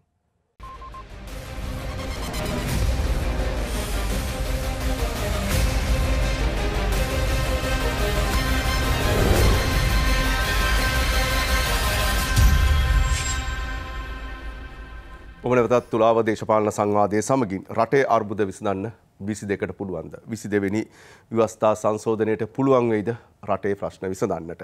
නීතිඥ ලිහිණි පණ්ඩු මහත්මිය දැන් ඔබතුමී කිව්වා මේ උඩම එහෙම නැත්නම් විධායක ජනාධිපතිවරයා වටා කේන්ද්‍රගත වෙලා තියෙන මේ බලතලත් එක්ක අර්බුද රැසක් අද මුණ දීලා තියෙනවා. දැන් නැගෙන සටන් පාඨය ඒ කියන්නේ අපි හිතමු තරුණයන් අද පාරට බැහැලා තියෙනවා. උන් අරගලයක් කරනවා, අරගල භූමියක් හදාගෙන තියෙනවා. දැන් හැම තැනම කොයි දවසේ බැලුවත් කොයි මොහොතේ කොයි වෙලාවෙ හරි මොකක්කෝ විරෝධතාවයක් ගැටුමක් නිර්මාණය වෙමින් තිබෙනවා. දැන් බොහෝ දෙනෙකුට කියනවා ජනාධිපතිවරයා ඉවත් විය යුතුයි. ජනාධිපතිවරයා ගෙදර යා යුතුයි කියලා. දැන් ඔබතුමිය හිතන විදිහට ව්‍යවස්ථානුකූලව ගත්තොත් ජනාධිපතිවරයාව ඉවත් කිරීම පිළිබඳව මහා දැවැන්ත බැඳීමක් තියෙනවා. ඒ ලොකු බැරියර් එකක් තියෙනවා. දෝෂ අභියෝගයක් ගේන්න ඕනේ. ඒක ලොකු පාරක යන්න ඕනේ දෙයක්. ඉවත් වීම පමණයි තියෙන්නේ. ඒ කියන්නේ සිය කැමැත්තෙන් ජනාධිපතිවරයා ඉවත් වුණොත්. දැන් ඔබතුමිය හිතනවාද ජනාධිපතිවරයා ඉවත් වීමෙන් පමණක් මේ රටේ අර්බුද විසඳෙයි කියලා? ඩොලර්ස් එයිද ලෝකෙන් අපිට? විදේශගත ශ්‍රමිකයන් අපිට ඩොලර්ස් එවයිද? තෙල් අර්බුදයට විසඳුම ඒකෙන් ලැබෙයිද? ඊළඟට කවුද එන්නේ? ඊළඟටත් එන ජනාධිපතිවරයා කවුරුන් හෝ කටයුතු කරන්න ඕනෙත් මේ ව්‍යවස්ථාව ඇතුළෙමයි. ඉතින් ඔබතුමිය කියන්නේ එහෙමනම් ජනාධිපතිවරයා ගෙදර ගිය පමණින් සැනින් මේ ප්‍රශ්න විසඳෙයි කියලා හිතනවද? මෙහෙමයි මම පුද්ගලික විශ්වාස කරන තමයි අර්බුදයකට නිර්මාණය කිරීමට දායක වෙච්ච පුද්ගලයෙක් අර්බුදයේ විසඳුම්කරු වෙනවද කියන එක අපි හැමෝටම තියෙන අද ප්‍රශ්නාර්ථයක්. දැන් ඒතර අද අර්ගලකරුවන් කියන්නේ මේ වර්තමාන ජනාධිපතිවරයා ගෙදර ආ යුතුයි කියලා හේතුව එතුමා තමයි මේ සෑම සියලු ප්‍රශ්නයකටම මූලික වෙලා තියෙන්නේ කියලා. දැන් අර ඉස්සෙල්ලා මෙතුමන්ලා කිව්වා වගේ ඒ කියන්නේ දැන් වර්තමානයේ තියෙන මේ අර්බුදයට තෙල් අර්බුදයට සෑම සියලු දෙයකටම එතුමාගේ නිවැරදි ලෙස වෙලාවට තීන්දුව తీරන නොගැනීම සහ එතුමාගත තීන්දුව తీරන කිසිම අවස්ථාවකදී අභියෝග ලක් කිරීමකටත් අවස්ථාවක් තිබිලා නැහැ. හේතුව අපි අර දැක් ඉස්ලා කිව්වා වගේ 20 වෙනි ව්‍යවස්ථා සංශෝධනය හරහා සීමාන්තික බලතල ඇතිවෙච්ච පුද්ගලයෙක් තමයි මේ වර්තමාන ජනාධිපතිවරයා. ඉතින් එතකොට දැන් මේ වර්තමාන ජනාධිපතිවරයා ඇයි ගෙදර යා යුත්තේ කියන්නේ. දැන් එතකොට දැන් මේ තියෙන ප්‍රශ්නේ අපි ලංකාව කියන්නේ ණයබරින් මිරිකිලා පීඩිත වෙලා තියෙන රටකට. ඒතර අපිට මෙතන ඩොලර් අර්බුදයක් තියෙනවා. ඒතර අපි විදේශ රටවල් වලින් ඩොලර් අරගෙන තමයි අද අපි නිකන් අර එදා වේල ටුවර්ස් වගේ තමයි මේ රට ඉස්සරහට යන්නේ. එතකොට අපි දැන් IMF එකට ගිහිලා තිනවා. IMF එක කොන්දේසි මාලාවක් ගණනාවක් දාලා තිනවා. ඒතර කියනවා ලංකාවේ විශ්වසනීයත්වයක් ඇති වෙන්න ඕනේ. ආණ්ඩුව කෙරෙහි ඒ කියන්නේ දැන් මේ දූෂණ වංචා වලින් තොර වෙච්ච ඒ කියන්නේ පාරදෘශ්‍ය පාලන ක්‍රමයක් එක්ක ඇති වෙන්න ඕනේ. ලංකාව කෙරෙහි විශ්වාසයක් ඇති වෙන්න. මේ දෙන ණය හරියට පාලනය කරනවා. දේව දූෂණය වෙන්නේ දූෂිත ක්‍රමවේදයක් කරහාද යන්න නොයන තත්ත්වයට. එතකොට දැන් මේ තියෙන වර්තමාන ජනාධිපතිවරයාට ඒ දේ කරන්න පුළුවන්ද? ඒ දේ කරන්න බෑ. ජනාධිපති ඒකයි මෙතන කියන්නේ මේ ජනාධිපතිවරයා ඉල්ලා අස්විය යුතුයි කියලා. හේතුව එතුමා කෙරෙහි තියෙන විශ්වාසනීයත්වය නැති වෙලා. එතකොට මේ ව්‍යවස්ථා සංශෝධනයත් ඒකේ එක කොටසක්. ඒතර ව්‍යවස්ථා සංශෝධනය හරහා ඇති කරන්න උත්සාහ කරන්නේ මේ වර්තමාන ජනාධිපතිවරයාගේ තියෙන බලතල අඩු කරලා එතකොට එතුමාව අර සංවරණ තුලන ක්‍රමයකට checks and balances ක්‍රමයකට ගේන්න. ඒතර අර බලතල බෙදීම දැන් අපි දන්නවා ව්‍යවස්ථාවේ පාර්ලිමේන්තුව ඕගස්ට් 3 රටේ කොන්ස්ටිටියුෂන් ඕගස්ට් 3ක් තියෙනවා කියලා. ව්‍යවස්ථාදායක විධායක අධිකරණ මේ ආයතන තුර හරහා බලතල බෙදීම ඒතර එකිනෙකට සංවර්ණ තුලන ක්‍රමයක් ඇති කිරීම. දැන් ඔන්න ඔය කරුණු හරහා තමයි මේ ව්‍යවස්ථා සංශෝධනය ගේන්නේ කියන්නේ. දැන් එතකොට අපි දන්නවා මේ තියෙන වර්තමාන 20 අර්බුදකාරී. ඒතර ඒකයි මේ 22ක් ගේන්න හදන්නේ. ඒතර එදා ජනාධිපතිවරණයා මැයි 11 වෙනිදා ජාතිය අමතනවා. ජාතිය අමතලා කියනවා එතුමා කියනවා මම දවස් 19 වෙනි ව්‍යවස්ථා සංශෝධනයට යනවා කියලා. ජනාධිපතිතුමා ජනතාවට පොරොන්දුවක් දෙනවා මම එකඟ වෙනවා කියලා ජනාධිපති ධූරය විධායක ජනාධිපති ධූරය අහෝසි කරන්නත් එතුමා ඒක සම්බන්ධයෙන් සාකච්ඡා කරන්නත් එතුමා සූදානම් වැඩපිළිවෙලක් ඉදිරිපත් කරන්න කියලා. එහෙව් අවස්ථාවකදී තමයි මේ දැන් වර්තමාන 22 වෙනි ව්‍යවස්ථා සංශෝධනයේ විජේදාස රාජපක්ෂ මහතා ගේන්නේ. එතන තව ප්‍රශ්නාර්ථයක් තියෙනවා. විජේදාස රාජපක්ෂ මහතා එතුමාගේ අර ප්‍රයිවට් බිල් එකේ හරහා ගේන දේවල්ටත් අඩු දේවල් තමයි මෙතන ගෙනල්ලා තියෙන්නේ. ඉතින් එතකොට මේ හරහා මේ වර්තමාන 22 වෙනි ව්‍යවස්ථා සංශෝධනය හරහා ඒ අපි බලාපොරොත්තු වෙන විශ්වසනීයත්වය ඇති වෙනවද? ජාත්‍යන්තර පිළිගැනීමකට ලංකාව ඉස්සරහට ගෙන යන තත්වයකට ඇති වෙනවද? නැත්නම් මේක මේ තියෙන වර්තමාන ජනාධිපතිවරයාගේ සහ පාලන තන්ත්‍රයේ බලය ආරක්ෂා කර ගැනීමට ගෙනල්ලා තියෙන හුදු ලේඛනයක්ද? ඔබතුමී කියන්නේ මේ අපි පුද්ගලිකව ගත්තොත් ගෝඨාභය රාජපක්ෂ මහත්මයා කියන චරිතයට යහ ගිහිල්ලා ජනාධිපති ධුරය තමයි ප්‍රධානම කාරණේ. දැන් එතකොට මෙතන වෙන්නේ පුද්ගලයෙක් නෙවෙයි සමානයි. එතකොට දැන් අපි තුමු දැන් මේ මොහොතේ සිද්ධ වෙන දෙයක් හැටියට ඉන්න ජනාධිපතිවරයා ඉවත් වුණොත් නැවත ජනාධිපතිවරයෙක් පත් වෙනවා. මේ අවස්ථාව තුලනේ අපිට සියල්ල කරන්න සිද්ධ වෙන්නේ. එතකොට ඒ ජනාධිපතිවරයාත් ඉන්නේ මේ සියලු බලතලත් එක්ක තමයි ජනාධිපතිවරයා පත් වෙන්නේ. කවුරුන් හෝ ජනාධිපතිවරයා පත් වෙන්නේ. එතකොටත් මේ අර්බුදය මේ ආකාරයෙන්ම නේද? ඉතින් එතකොට දැන් ඒකනේ කියන්නේ මේ 22 ව්‍යවස්ථා සංශෝධනය ගෙනල්ලා මේ ජනාධිපතිවරයා බලතල අඩුත කරලා ජනාධිපතිවරයා කියන පුද්ගලයා පාර්ලිමේන්තුවට වග කියන චරිතයක් ඇති කරන්නේ. පාර්ලිමේන්තුවත් මේ කොහොමද මේ ගවර්නන්ස් ස්ට්‍රක්චර් එකට කන්ට්‍රිබියුට් කරන්නේ කියන්නේ. එතකොට මේ ස්වාධීන ආයතනවල බලතල කියන්නේ අධිකරණ සේවා කොමිෂන් සභාව, පොලිස් කොමිෂන් සභාව, මානව හිමිකම් කොමිෂන් සභාව මේ ස්වාධීන වූ ආයතන කොහොමද තමුන්ගේ අර බලය හරියට කටයුතු කරන්නේ කියන්නේ. ඔතන මැන්ඩේට් එක සම්බන්ධ ප්‍රශ්නයක් තියෙනවානේ. කියන්නේ පාර්ලිමේන්තුවේ නියෝජිතයෝ සියලු දෙනා පත් වෙන්නේ එක ඡන්දෙකින් මහ මැතිවරණයකින්. එතකොට ඒ වගේම තමයි ජනාධිපතිවරයා පත් වෙන්නේ ලංකාවේ ආණ්ඩුක්‍රම ව්‍යවස්ථාව අනුව තව ඡන්දකින්. එතකොට පාර්ලිමේන්තුවට කොහොමටත් අමාත්‍යවරයෙක් හැටියට කරන කටයුතු සම්බන්ධව ජනාධිපතිවරයා අමාත්‍යවරයෙක් හැටියට දරන ධූරයක් සම්බන්ධව ව්‍යවස්ථානුකූලව වගකිය යුතු වෙනවා. ඒක අනිවාර්ය වගකීමක් දරනවා. හැබැයි අර මැන්ඩේට් එක නැත්නම් ජනවරම කියන එක තියෙනවනේ. ඒ ජනවරම කියන සාධකයත් එක්ක අපිට ප්‍රශ්නයක් එනවනේ ලිහිණි මහත්මයා මෙතනදී කොයි මැන්ඩේට් එකද උඩින් තියෙන්නේ කියලා. පාර්ලිමේන්තුවට වගේ කියන්න ඕනද ජනාධිපතිවරයා? අන්න ඒ වගේ ප්‍රශ්න ටිකක් නම. ඒක තමයි මේ මෙතන මේ අපි මොඩල් එක කියන්නේ. මොඩල් එක. එතකොට දැන් 20 ගෙනල්ලා ගන්න 20 කියනකොට ජනාධිපතිවරයා අර අමාත්‍යාංශ වලට කැබිනට් මන්ත්‍රීවරු පත් කරනකොට ඒ සෑම සියලු දෙයක්ම තමුන්ගේ ස්වකීය අභිමතය අනුව කරන්න පුළුවන්. ඒතර පාගමැතිවරයාගේ උපදෙස් මත කටයුතු කිරීම කියන එකක් නැහැ. ඉතින් එතකොට දැන් මේ 22 හරහා එක ගෙනාවට ඒක මේ තියෙන වර්තමාන මේ පාර්ලිමේන්තුවේ බලපානෙත් නැහැ. ඒතර මෙතුමාගේ දුර කාලෙන් එහාට තමයි මේක ඇති කරන්න කියලා මේ වර්තමාන 22 කියනවා. ඉතින් එතකොට ඇත්තටම අපිට ප්‍රශ්නාර්ථයක් මේ ව්‍යවස්ථා සංශෝධනය ගේන්නේ කාගේ අරමුණකටද නැත්නම් අර ගේන්න ඕනනම් වාලේ හින්දා ගේනවද නැත්නම් මේ දේශපාලන ගේම් එකක්ද? ඔබතුමිය කියන කාරණෙත් එක මම අර කිව්වනේ ඒක අවස්ථාවක පර්සනල් ඇජෙන්ඩාස් එක මේක හැදලා තියෙන කියලා. එතකොට ආණ්ඩුක්‍රම ව්‍යවස්ථාව නිෂ්පාදනය කර නිර්මාණය කරපු අය හිතුවේ නැහැ කල්පනා කරේ නැහැ කොයි වෙලාවකවත් ජනාධිපති එක පක්ෂයකයි අගමැතිතා පක්ෂයකයි නිර්මාණය වෙයි කියලා. ඒ නිසා තමයි අගමැතිවරයාගෙන් අහන්න බලන්න ඕනේ ඕනේ අමාත්‍යවරයෙක් පත් කිරීමේ හැකියාව අනිවාර්යයෙන්ම මේ ආණ්ඩුක්‍රම ව්‍යවස්ථාවට අරන් තියෙනවා. මම ඒකයි තර්ක කරන්නේ අපි යන්න හොඳ නැහැ. ජනාධිපති කැබිනට් ආණ්ඩුක්‍රම ව්‍යවස්ථාවක් මේ ව්‍යවස්ථාව මේකට පාර්ලිමේන්තු කැබිනට් ක්‍රමයේ ලක්ෂණ අන්තර්ග්‍රහණය කරලා තේරුමක් නැහැ. අපි යනවනම් යන්න ඕනේ පාර්ලිමේන්තු කැබිනට් ආණ්ඩුක්‍රම ව්‍යවස්ථාවකට වෙනම. ඒක තමයි සමගි ජන බලවේගය ගෙනාවේ මේ ඒගොල්ලන්ගේ අපේ පක්ෂයේ 21 වෙනි වසර සංශෝධනය හරහා ගෙනාවේ ජනාධිපති ක්‍රමය සම්පූර්ණයෙන්ම අහෝසි කරන්න ඕනේ කියලා. එතන අහෝසි කරනකොට එතන යෝජනා කරන්නේ ජනාධිපතිවරයා පාර්ලිමේන්තුවෙන් තෝරාගත යුතු පුද්ගලයෙක් බවට පත් වෙනවා. ඒක 72 වසර නාම මාත්‍ර ජනාධිපතිවරයා. නාමමාත්‍ර ජනාධිපති ඒකේ විවිධ කොන්දේසි තියෙනවා. ජනාධිපතිවරයා පාර්ලිමේන්තුවෙන් පත් කරගන්න ඕනේ. එතකොට පාර්ලිමේන්තු ක්‍රමය මීට වැඩිය සක්‍රිය කරන එක, මූල්‍ය පාලනය සක්‍රිය කිරීම. එතකොට තව එතන ගෙනාවා කවුන්සිල් ඔෆ් ස්ටේට් කියලා. එතකොට එළියේ ඉන්න කොහොමද වෘත්තිකයෝ සෑම සිවිල් සමාජ පුරවැසියන් කොහොමද මේකට පාලනයට එකතු කරගන්නේ. ඊට අමතරව ඉදා වැදගත් සාධනීය දෙයක් තමයි ජාතික ආරක්ෂක සභාවක් කියලා එකක් ගෙනාවා. ඒතකොට ලංකාවේ ආරක්ෂාව ප්‍රමුඛ ස්ථානයට දීලා කොහොමද ඒකත් ආරක්ෂාව කියන එකත් රටේ පාර්ලිමේන්තුවට වග කියන යුතු දෙයක් හැටියට පත් කරන්න කියලා. ඕක ඇතුළෙන් තියෙනවා 13 වෙනි ව්‍යවස්ථා සංශෝධනය. එතකොට 13 වෙනි ව්‍යවස්ථා සංශෝධනය යටතේ තමයි උතුරු නැගෙනහිරට විසඳුමක් දෙන්න ගෙනාවු ව්‍යවස්ථා සංශෝධනය. ප්‍රාන්ත ක්‍රමය තියෙනවා.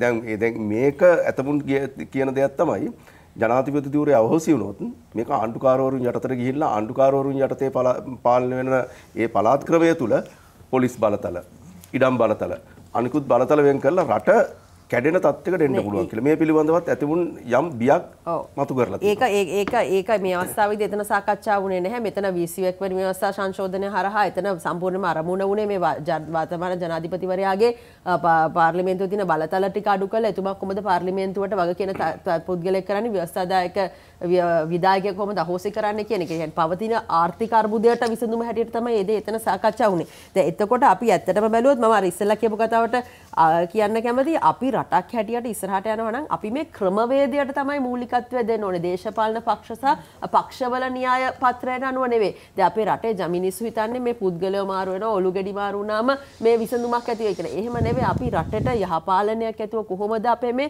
පාලන තන්ත්‍රය හරියට හදාගන්නේ. ඒකට මුලින් ඇහුවෙත් ඒක. ඒ කියන්නේ මේ ඉන්න වත්මන් ජනාධිපතිවරයා ඉවත් වුණොත්, ඉවත් කළොත් ඒ සැනින් මේ රටේ ප්‍රශ්න විසඳෙයිද? තෙල් පෝලින් ටික නැති වෙයිද? ඩොලර්ස් ටික එයිද රටට? ඉස්සෙල්ලා කිව්වා වගේ මේ වර්තමාන ජනාධිපතිවරයා ඉල්ලා අස් වෙන්න ඕනේ. හේතුව එතුමා කෙරෙහි තියෙන විශ්වාසය බිඳ වැටිලා තියෙන. ඉතින් එතුමා ඔය තවදුරටත් ඔය පුටුවේ ඉන්නකොට ලංකාවේ අර්බුදය මේ වැඩි වෙන එක විතරයි වෙන්නේ. ඉතින් හැබැයි මේ රට කොතරම් දුරට වැඩි වෙලා ආගාදරයට වෙලාද කිව්වොත් මේ ලංකාවට ප්‍රතිසංස්කරණ ඕනේ, ගැඹුරු ප්‍රතිසංස්කරණ ඕනේ. ඒ දේ කරන්න නම් මම අර ඉස්සර කියනවා අපි සර්වපාක්ෂික ආණ්ඩුවකට යන්න ඕනේ. මේ අවස්ථාවේදී මේ රටට කළ යුතු විය යුතු හොඳම දේ තමයි මේ පාර්ලිමේන්තුවේ සිටින සියලුම දෙනා එකතු වෙලා මේ ලංකාවට අවශ්‍ය මේ ප්‍රතිසංස්කරණ කරන එක. මේ ප්‍රතිසංස්කරණ ඉතා දුෂ්කර දේවල්. මෙතන තියෙනවා නීතිමය ප්‍රතිසංස්කරණ, රාජ්‍ය ව්‍යුහයට අදාළ ප්‍රතිසංස්කරණ, රාජ්‍ය පරිපාලනයට, නීතියට, එතකොට නීතියේ ආධිපත්‍ය, මේ විගණනය, එතකොට ප්‍රසම්පාදන කටයුතු. එතකොට දැන් අපි දන්නවා රටේ පාඩු ලබන ආයතන තියෙනවා. සිලෝන් පෙට්‍රෝලියම් එක, ශ්‍රී ලංකන් එයාලයින්ස්, මෙන්න මේවල ව්‍යුහාත්මක වෙනස්වීම් සිදු කරනවාද? එතකොට රාජ්‍යාන්තරණ රීස්ට්‍රක්චර් කරනවාද? ඉතින් මෙන්න මේ සෑම සියලු දේවල් වලටම මේ අර්බුදය හරහා අපි විසඳුම හොයන්න ඕනේ. ඒක මේ ඉන්න පුද්ගලයෝ මාරු කරලා කරන්න පුළුවන් දෙයක් නෙවෙයි. දැන් ඔබතුමී කියන පුද්ගලයෝ මාරු කරලා කරන්න පුළුවන් දෙයක් නෙමෙයි කියලා. හැබැයි ඊළඟට එන ජනාධිපතිවරයාත් එන්නේ මේ 225 ඇතුලේ. දැන් රටේ නැගෙන දෙයක් තමයි මේ විශේෂයෙන්ම මේ යෞවනය අරගලයේ ඉන්න තරුණ තරුණියන් කියන ප්‍රධානම සටන් පාඨය 225ම එපා. හැබැයි 225ම එපා කියලා මේ 225ම ඇතුලෙන් තමයි මේ ජනාධිපතිවරයාට ගෙදර යන්න කියලා තව ජනාධිපතිවරයෙක් පත් කරගන්න වෙන්නේ. එතකොට ආයෙත් මේ අර්බුදේම නේද එන්නේ. මෙහෙමයි 225 මේ එපා කියන එක දේශපාලනයේ වශයෙන් එදා ගෙන ආපු ටැග්ලයින් නමුත් ඒ 225 තුළ හොඳ මිනිස්සුත් ඉන්නවා නැත්නම් 225 තුළ සාධනීය වැඩක් කරන්න පුළුවන් මිනිස්සුත් ඉන්නවා. මෙතන අපිට මම නම් දකින විදිහට මේ දේශපාලන අර්බුදයට විසඳුම තියෙන මේ සෑම සියලු දෙනාම එකතු වෙලා සර්වපාක්ෂික ආණ්ඩුවක් හදලා කෙටි කාලයක් තුළ මේ ලංකාවට අවශ්‍ය ප්‍රතිසංස්කරණ කරන්න ඕනේ. අපි පිළිගන්න ඕනේ සුධර්මන් අපි රටක් හැටියට වැටිලා තියෙන්නේ. එතකොට මේ හැම සියලු දෙනාගේම දේශපාලන පක්ෂවල පුද්ගලික න්‍යාය හින්දා තමයි විටින් විට පත්වෙච්ච පුද්ගලයන්ගේ පුද්ගලික න්‍යාය මේ සෑම සියලු දෙයකටම සාධක වෙලා තියෙනවා. ඉතින් අපි රටක් හැටියට ඉස්සරහට යන්න නම් අපි මේ සාධනීය වූ ප්‍රතිසංස්කරණ ටික කරේ නැත්තම් අපිට යන්න බෑ. මේක එතකොට එක පුද්ගලයෙක් ඇවිල්ලා කරන්නත් බෑ. හේතුව එතකොට විපක්ෂ ඉන්න කණ්ඩායම ඒගොල්ලන්ට කරන්න දෙන්නෙත් නෑ. ඉතින් මේ අවස්ථාවේ රටට වෙන්න පුළුවන් හොඳම දේ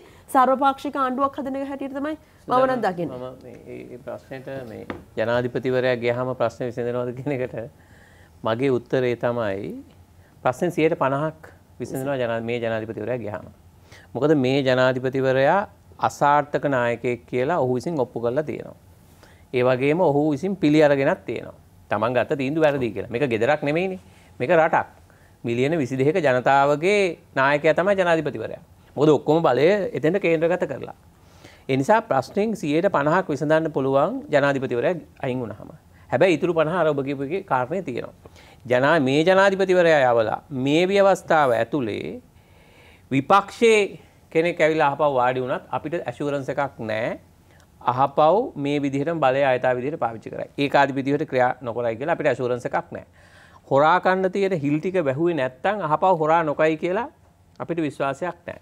හැබැයි දැන් පේනවා. දැන් මේ 22 වෙනි සංශෝධනයේ ආපු එක මේක කොලේ වහලා කියන්න දෙයක් නැහැ.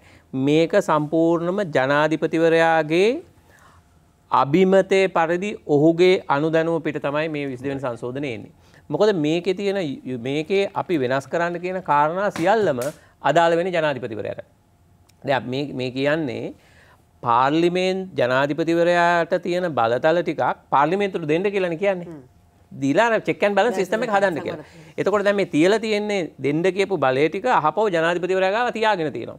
එතකොට ඒ අදාළ දේශපාලන පක්ෂ ආණ්ඩු පක්ෂයේ മന്ത്രിවරු තමන්ට බලය දෙන්න තමන්ට පාර්ලිමේන්තුවට ගේන්න ඕනේ බලය ටික ජනාධිපතිවරයාට කැමැත්තෙන් දෙනවා වෙන්න බෑනේ. එතකොට එහෙමනම් ජනාධිපතිවරයාගේ අවශ්‍යතාවයේ මත තමයි ජනාධිපතිවරයාට දන්නේ නැහැ කියලා කියන්න බෑ මේක. එහෙනම් ජනාධිපතිතුමා අර මැයි 11 වෙනිදා 11 කිව්ව ප්‍රකාශය අනුව එහෙනම් ජනාධිපතිතුමා රයිට් මම පොරොන්දු වුණා ජනතාවට. ඒක තමයි මේ විශ්වාසය පිළිබඳ ප්‍රශ්නේ. රාජ්‍ය නායකයා කියපු ප්‍රකාශයක් මාස දෙකක් යනකොට වෙනස් කරනවා. ඉතින් කොහොමද රටක් ගෙනියන්නේ? විශ්වාසය නැති නිසා පළවෙනි කාරණේ ඔබතුමාගේ වටේදී අපි ඒ පිළිබඳ පුළුල් සාකච්ඡා කරන්න පුළුවන්. දැන් ඔබතුමිය කිව්ව කාරණේ තවත් කෙටියෙන් මට පිළිතුරක් දෙනවා නම් දැන් ජනාධිපති දුරේ ඉවත් වෙනවා. අපි එතුමා සිය කැමැත්තෙන් අස් වෙනවා. දැන් රෝණ මහත්තයා කිව්වා වගේ මේ අතරෙන්ම එතකොට 150ක් ප්‍රශ්නය අඩු වෙනවා. තව කෙනෙක් පත් වෙනවා. මේ ඉන්න 225 අතරෙන්ම අනිවාර්යෙන් පත් වෙන්නේ එහෙමයි. එතකොට ඒ ජනාධිපතිවරයාත් මේ ආකාරයෙන් ඔබතුමීලා කියන විදිහටම මේ ආකාරයෙන්ම ඒ අසීමිත විතර බලතල පාවිච්චි කරලා කටයුතු කළොත් ආයෙත් රට යන්නේ එතෙන්ටම නේද? මෙහෙමයි. මේ පත් වෙන පුද්ගලයාට වගකීම් ගණනාවක් තියෙනවා. එතුමා ඒ පුද්ගලයා අනිවාර්යයෙන් ව්‍යවස්ථා සංශෝධනයක් ඇති කරන්න ඕනේ. එතුමා ඒ පුද්ගලයාට වගකීමක් තියෙනවා මේ රටේ ජාත්‍යන්තර වශයෙන් නැති වෙලා ගිය මේ විශ්වසනීයත්වය නැවත ගොඩනගන්න. ඉතින් මේ ප්‍රතිසංස්කරණ කරන්න ඕනේ. ඉතින් ඇත්තටම මේ එතනත් ඇවිල්ලා බලය ආරක්ෂා කරගන්න පුටුවේ ඉඳගෙන වැඩ කරොත් අවශ්‍ය දේ සිද්ධ වෙන්නේ නැහැ. ඉතින් මං හිතන්නේ නැහැ මේ වර්තමාන පාර්ලිමේන්තුවේ ඉන්න පුද්ගලයෝ මේ වර්තමාන ජනාධිපතිවරයා වගේ කටයුතු කරයි කියලා. ඒතර වර්තමාන ජනාධිපතිවරයා අපි දකිනවා කිසිම පුද්ගලයෙක්ගේ අවවාද ගන්නේ නැතුව විශේෂඥ උපදෙස් ගන්න නැතුව එතුමා ඒ තීන්දුව తీරන ගත්තා කියලා මම හිතන්නේ නැහැ පාර්ලිමේන්තුවේ ඊළඟට පත් වෙන පුද්ගලයෝ මේ තියෙන ප්‍රශ්න වලින් රටට ওই විදිහට කටයුතු කරයි කියලා මම විශ්වාස කරන්නේ නැහැ. එලෙස නොවේවා කියලා අපි ප්‍රාර්ථනා කරනවා. දමිත් රණසිංහ මහත්මයා දැන් ඔබතුමා මේ විවාදයේ තුල ඒ කියන්නේ ඔබතුමාත් එක පැත්තකින් හැම වෙලාවෙම විශ්ලේෂකයෙක් හැටියට මුලින් කිව්වා වගේම දැන් මේ සියලු කරුණු කාරණාත් එක්ක ඔබතුමා නිරන්තරයෙන්ම කියන දෙයක් තමයි රටේ ආර්ථිකය ශක්තිමත් විය යුතුමයි. ඒක තමයි අපි කාටත් තියෙන දේ. අපි කාටත් අපේ පොකැට්ටුවට දැනෙන අපේ බඩට දැනෙන දේ විය යුතුයි කියන එක. රස්සාවට යන්න නිසි පරිසරයක් තියෙන්න ඕනේ. දරුවන්ට අධ්‍යාපනය ලබන්න පරිසරයක් තියෙන්න ඕනේ. මෙන්න මේ පරිසරය හදන්න රෝහණ මහත්මයා, මෙලීනි මහත්මිය, ඒ වගේම අසංක කිව්වා වගේම විවස්ථාව ශක්තිමත් විය යුතුයි රටක. මොකද රටක ඒ හැදෙන රාමුව තුල තමයි සියලු කරුණු කාරණා ශක්තිමත් වෙන්නේ. දැන් අපිට ලෝකෙට විකුණන්න සහ අපිව ලෝකෙට විකිනෙන්න පුළුවන් සමාජ පසුබිමක් හැදෙන්න ඕනේ. එතකොට තමයි ඔබතුමා කියන ඩොලර්ස් එන්නේ. ආයෝජකයෙ එන්නේ.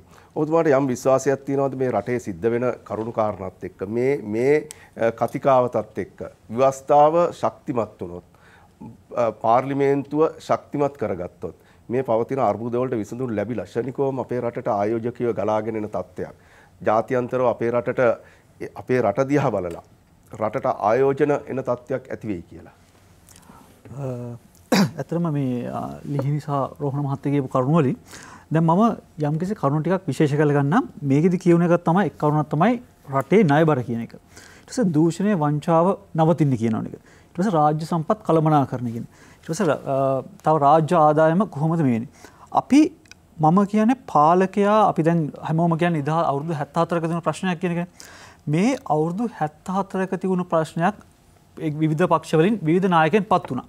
නමුත් අපි මේ ක්‍රමය මේ සිස්ටම් එක වෙනස් කරේ නැත්නම් අපිට කවදාකවත් මේ රට ගොඩ ගන්න බෑ. නමුත් අපි මේ වෙලාවේ අපි ඒක කරන්න ඕනේ. මොකද මම මේක උදාහරණයක් ගන්නම්. දැන් අපි රාජ්‍ය බදු ආදායම ගත්තොත්. දැන් රාජ්‍ය බදු ආදායමෙන් රාජ්‍ය බදු ආදායම 2020 දී මිලියන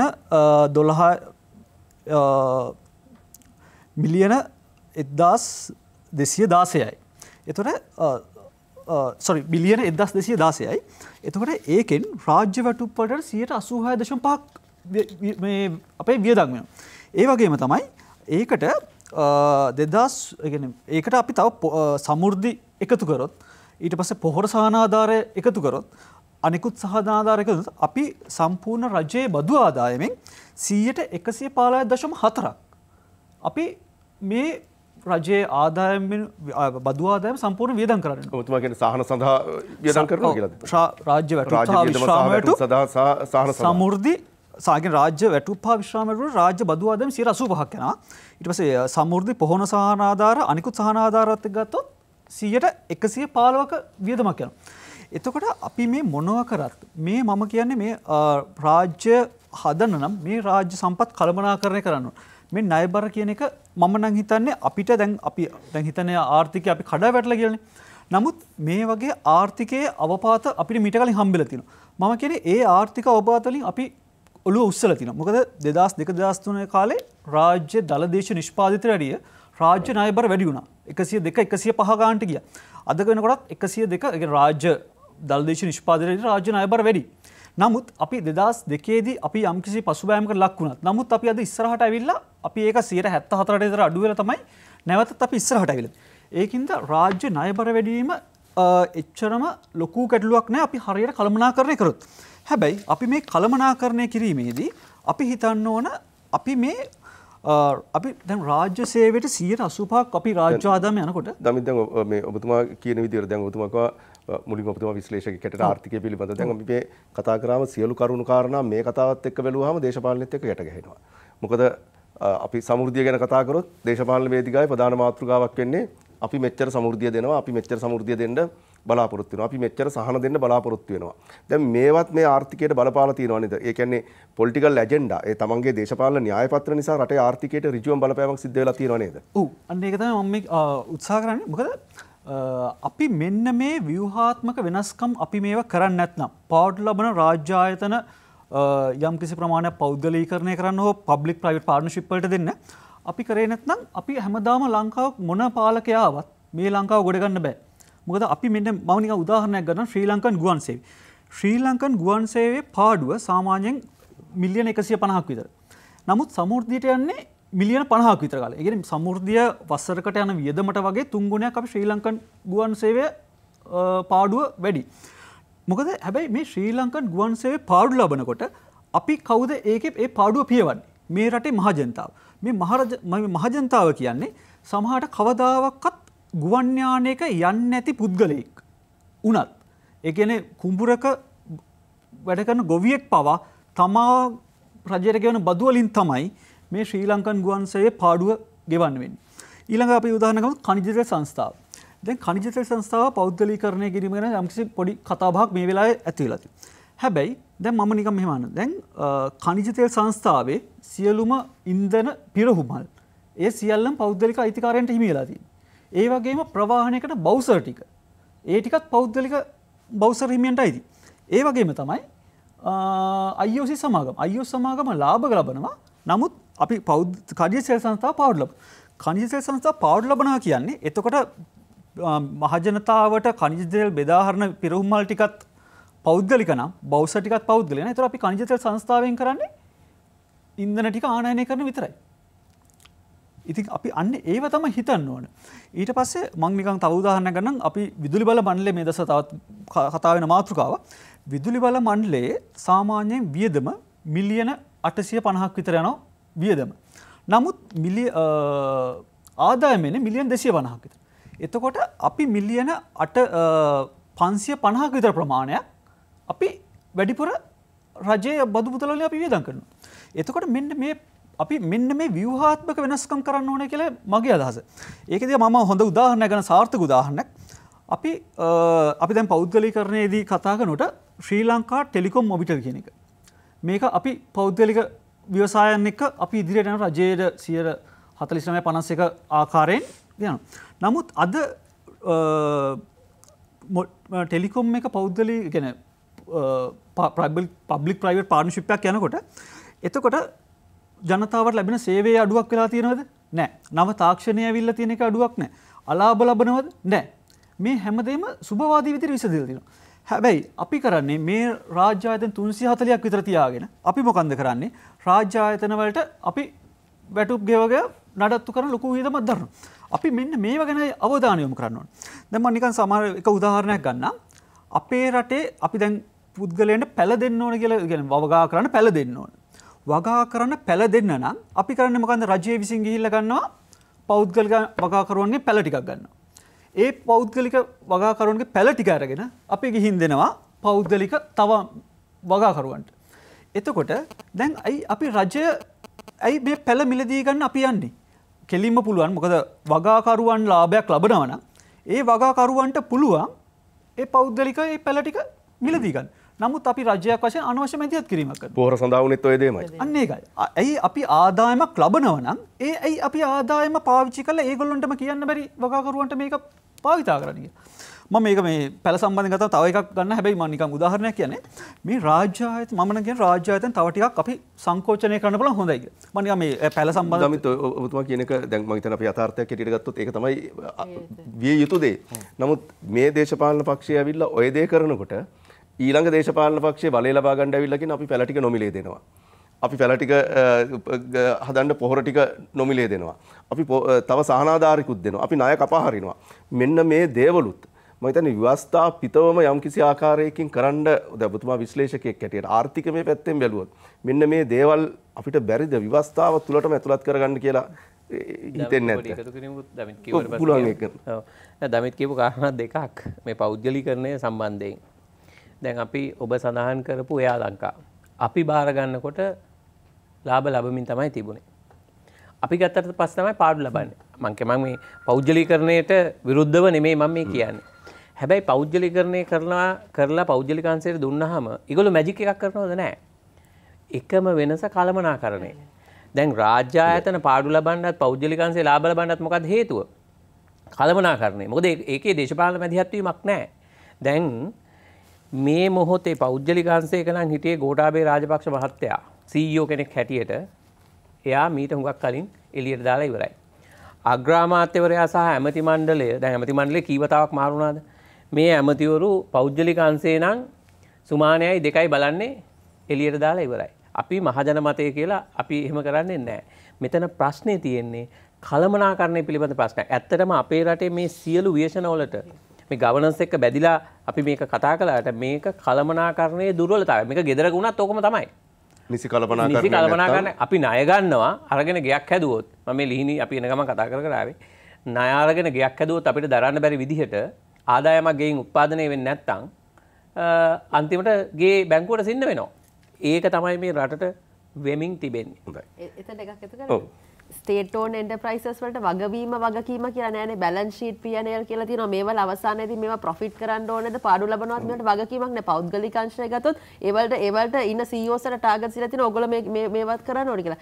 අනිත් එක තමයි ඔය අමාත්‍යවරුන්ට මේ අමාත්‍යාංශය පාලනය කිරීමට ඒ සයන්ස් එක ඒ දැනුම තියෙනවද? එතකොට එහෙමනම් මෙතනට ගියාම කරන්නේ දේශපාලන න්‍යාය පත්‍රයක් නේද? දැන් අද බලන්න ශ්‍රී ලංකා වරාය අධිකාරියේ සේවක සංඛ්‍යාව 130ක් SLP එකට 130ක් ඉන්නකොට සේවකයන් 9900ක්ද කොහෙද ඉන්නව? අතන අනිත් දෙකට CAGT එකටයි CICT එකටයි ඊට අඩු සංඛ්‍යාවක්. නමුත් ඒගොල්ලන්ගේ ෂෙයා එක වැඩි. ඉතින් එතකොට දැන් එතන යූනියනයිසේෂන් එක දිනනවා. ඒ යූනියන්ස් වලට තියෙන ඒක අධිකාරිය. ඒතර ඇත්තටම මේවා දිහා බැලුවම මේ රට ඇත්තටම විහිළු සාගතයි.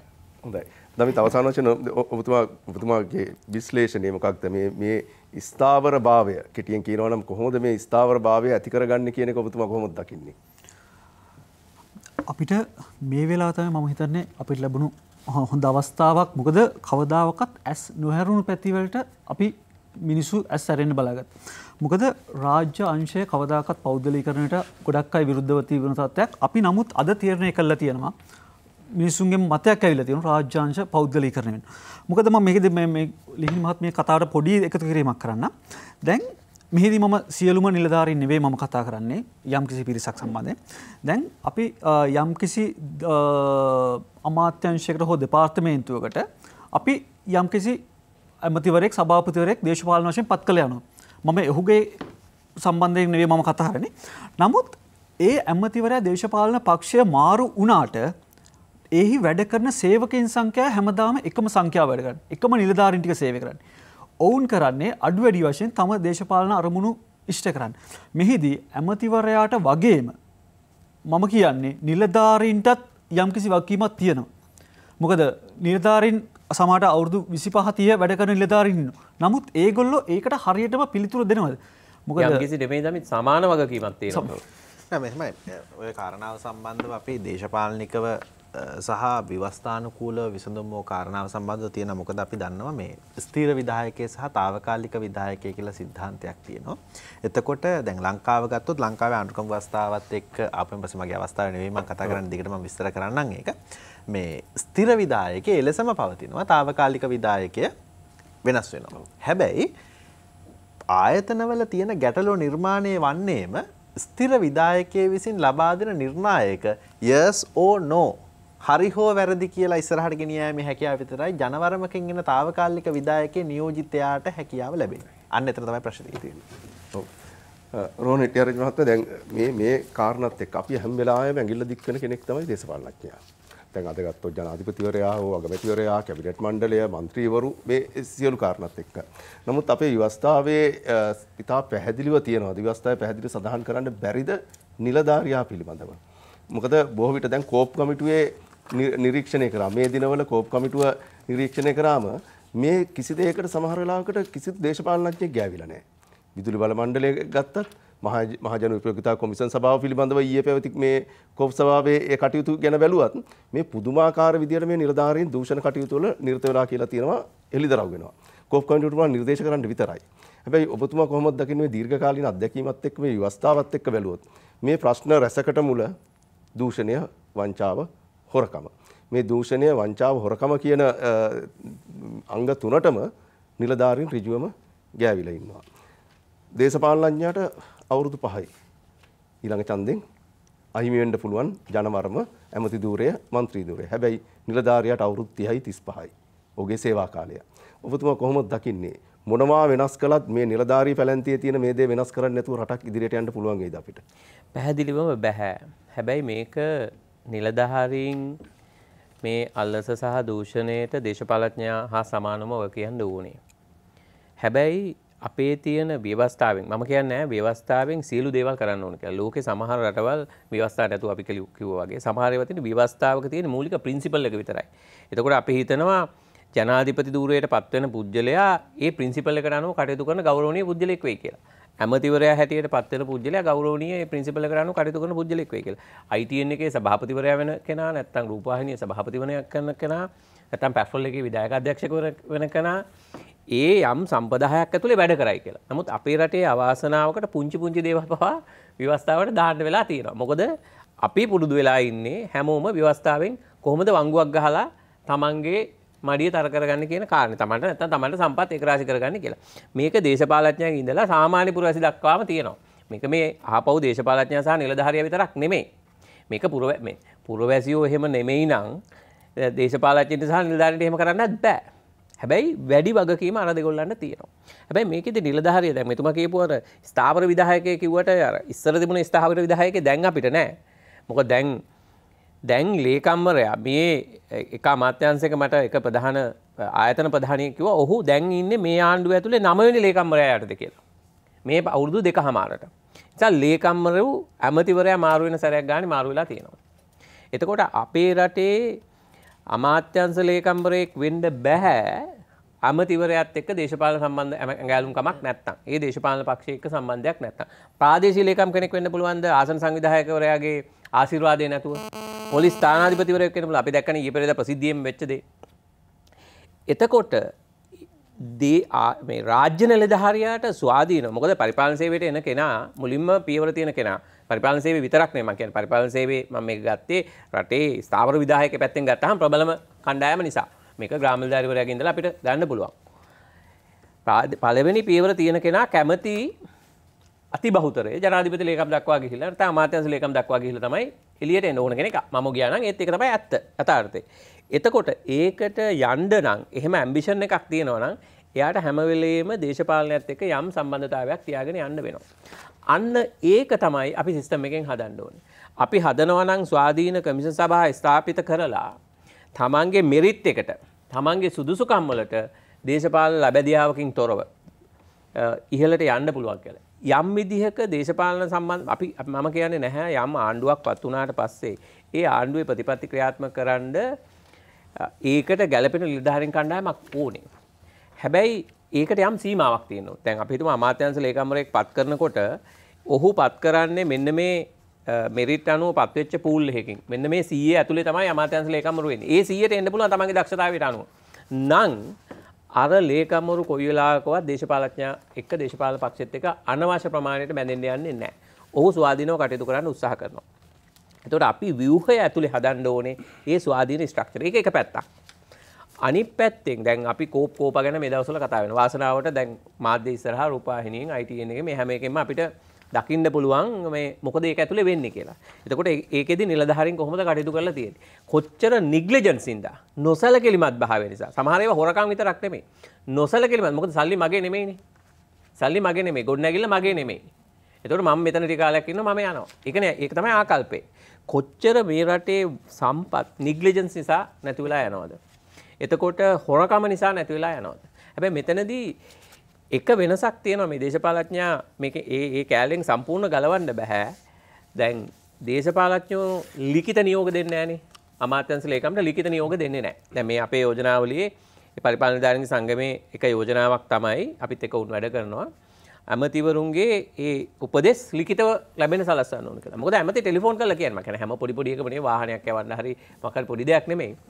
තීරණාත්මක කාරණා පවා ලේකම්වරයාට ලිඛිතව උපදෙසක් එන්නේ නැහැ. එතකොට ඔහු තමයි අන්තිමට ප්‍රධාන ගණන් ගන්නා නිලධාරිය හැටියට වගකීමට බැඳිලා ඉන්නේ. එතකොට ඔහුට තනතුර රැකගන්න නම් ඔහුගේ ඊළඟ පොසිෂන් එකට යන්න නම් ඔහුට අර දේශපාලන නියෝගය නොසලකා හරින බැරි තත්ත්වයකට පත් වෙලා තියෙනවා. මම මේ නිලධාරියා බේර ගන්න කතා කරනවා නෙමෙයි මේක තමයි දේශපාලන යථාර්ථය.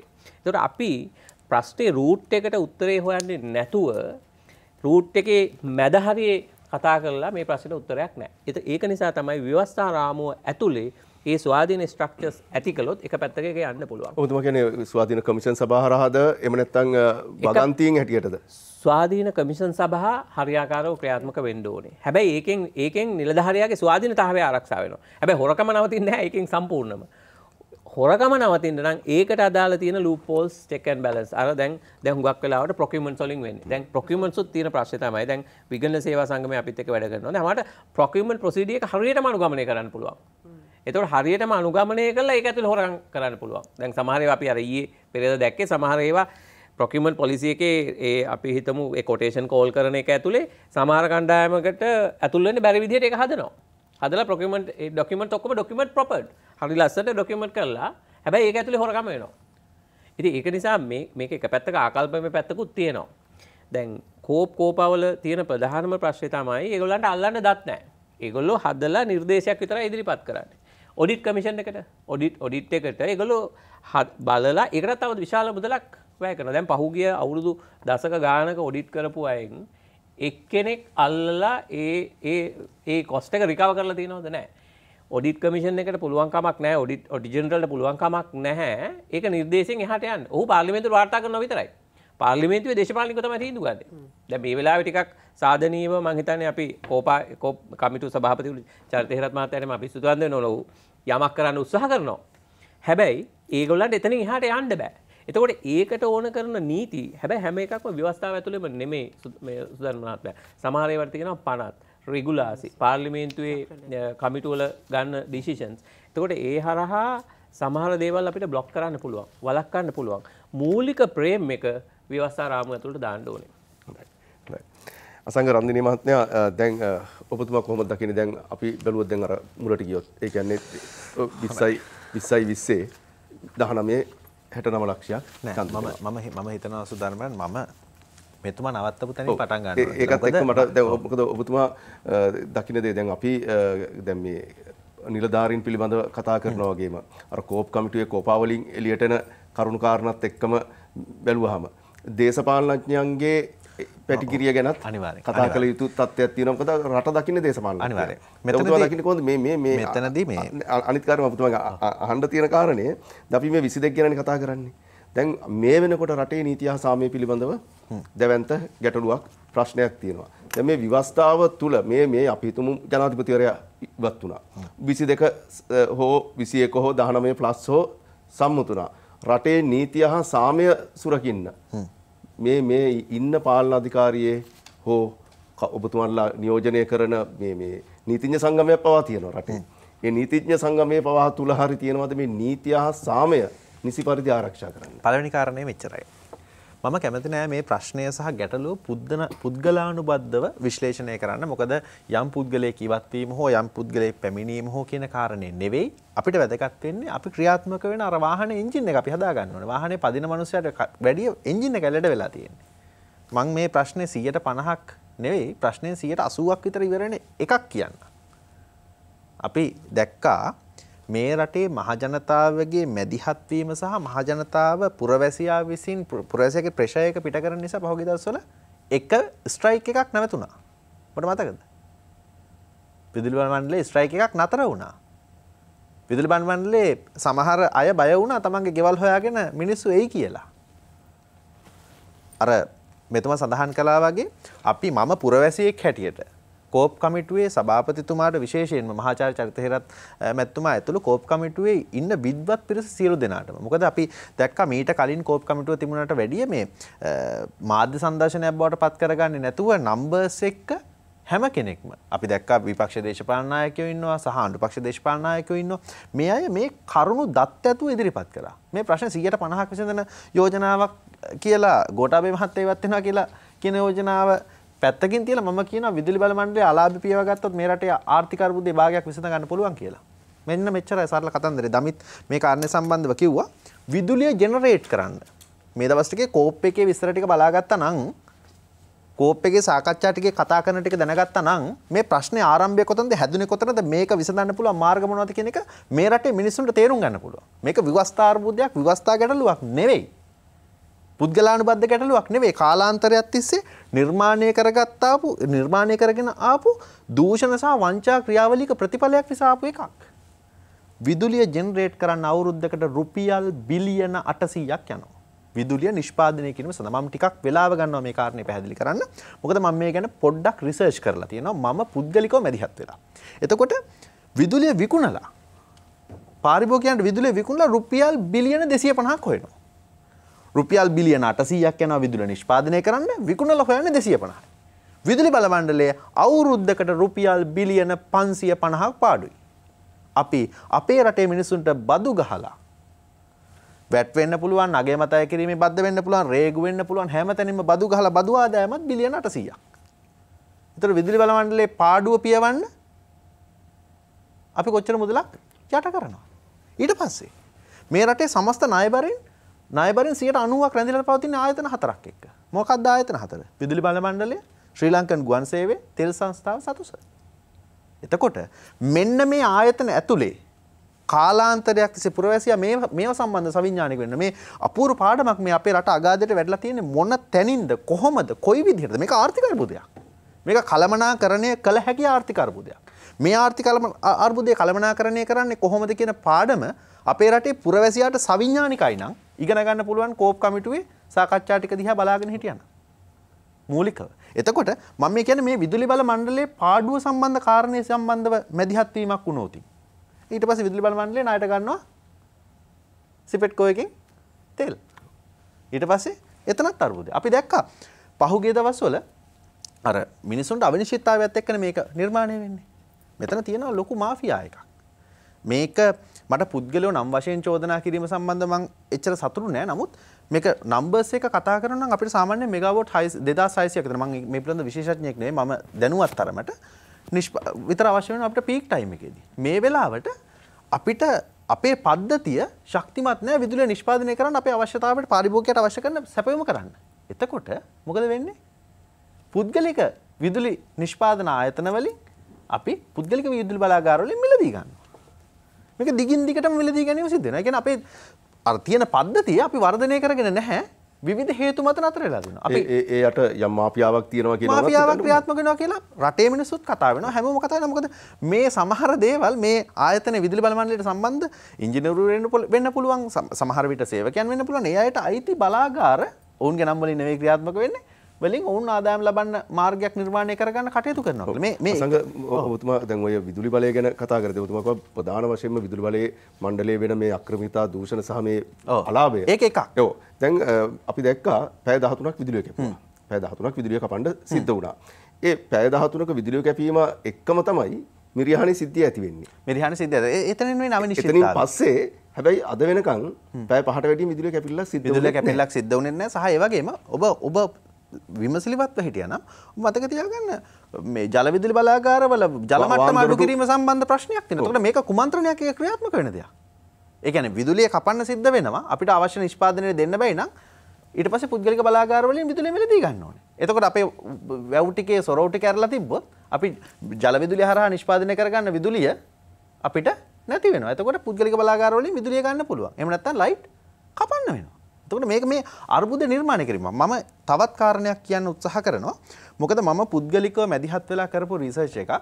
මේක මීට අවුරුදු 1.5කට දෙකකට කලින් අපි උත්සාහ කරනවා රජය විසින් ක්‍රියාත්මක කරන ව්‍යාපෘතිවල ව්‍යුහයන් සහ ව්‍යාපෘති ක්‍රියාත්මක කාලරාමුන් පිළිබඳව හඳුනා ගන්න.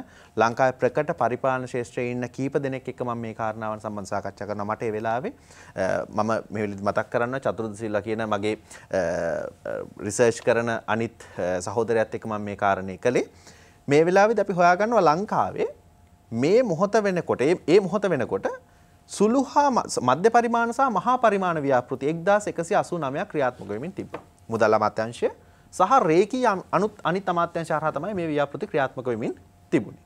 එතකොට මේ 1189න් ඩීටේල්ස් තියෙන්නේ විස්තර තියෙන්නේ ව්‍යාපෘති ගැන මුදල් අමාත්‍යාංශය 240 ගානක විතරයි. ඊටු ව්‍යාපෘති ක්‍රියාත්මක වෙනවද මොන අමාත්‍යාංශයද ක්‍රියාත්මක වෙන්නේ? එතකොට මේ ડોකියුමන්ට්ස් එක තියාගන්න ඕන කවුද? අවුරුදු 5කට පාරක් මේ මුදල් අමාත්‍යාංශයට යන දේශපාලකයෝද? ඒ ડોකියුමන්ට්ස් නැත්තේ ඇයි? ඒවා සම්බන්ධ තොරතුරු හම්බෙන්නේ නැත්තේ ඇයි? එතන තියෙනවා අපූර්ව ලේට් ෆීස් කියලා දෙයක්. මොකද්ද? රෝහණ මහත්තයා පුද්ගලිකාංශය කියලා හිතන්න. රෝහණ මහත්තයා කොන්ත්‍රාත්යක් කරනවා. මම රාජ්‍යාංශය. මම මොකද්ද කරන්නේ? දැන් අපි හිතමු පාලමක් හදනවා කියලා. ඔබතුමා මාර්ග දෙපාර්තමේන්තුවේ කොන්ත්‍රැක්ට් එකක් අරගෙන පාලමක් හදනවා. මම රාජ්‍යාංශයේ මේ සම්බන්ධ කටයුත්ත සම්බන්ධීකරණය කරන නිලධාරියා. මොකද අපි දෙන්න කරන්නේ?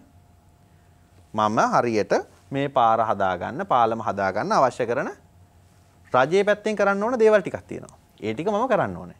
ඒක කරේ නැත්නම් මම ප්‍රමාද ගාස්තු ගෙවන්න ඕනේ මෙයාට. මම නෙවෙයි රජය ගෙවන්නේ මම.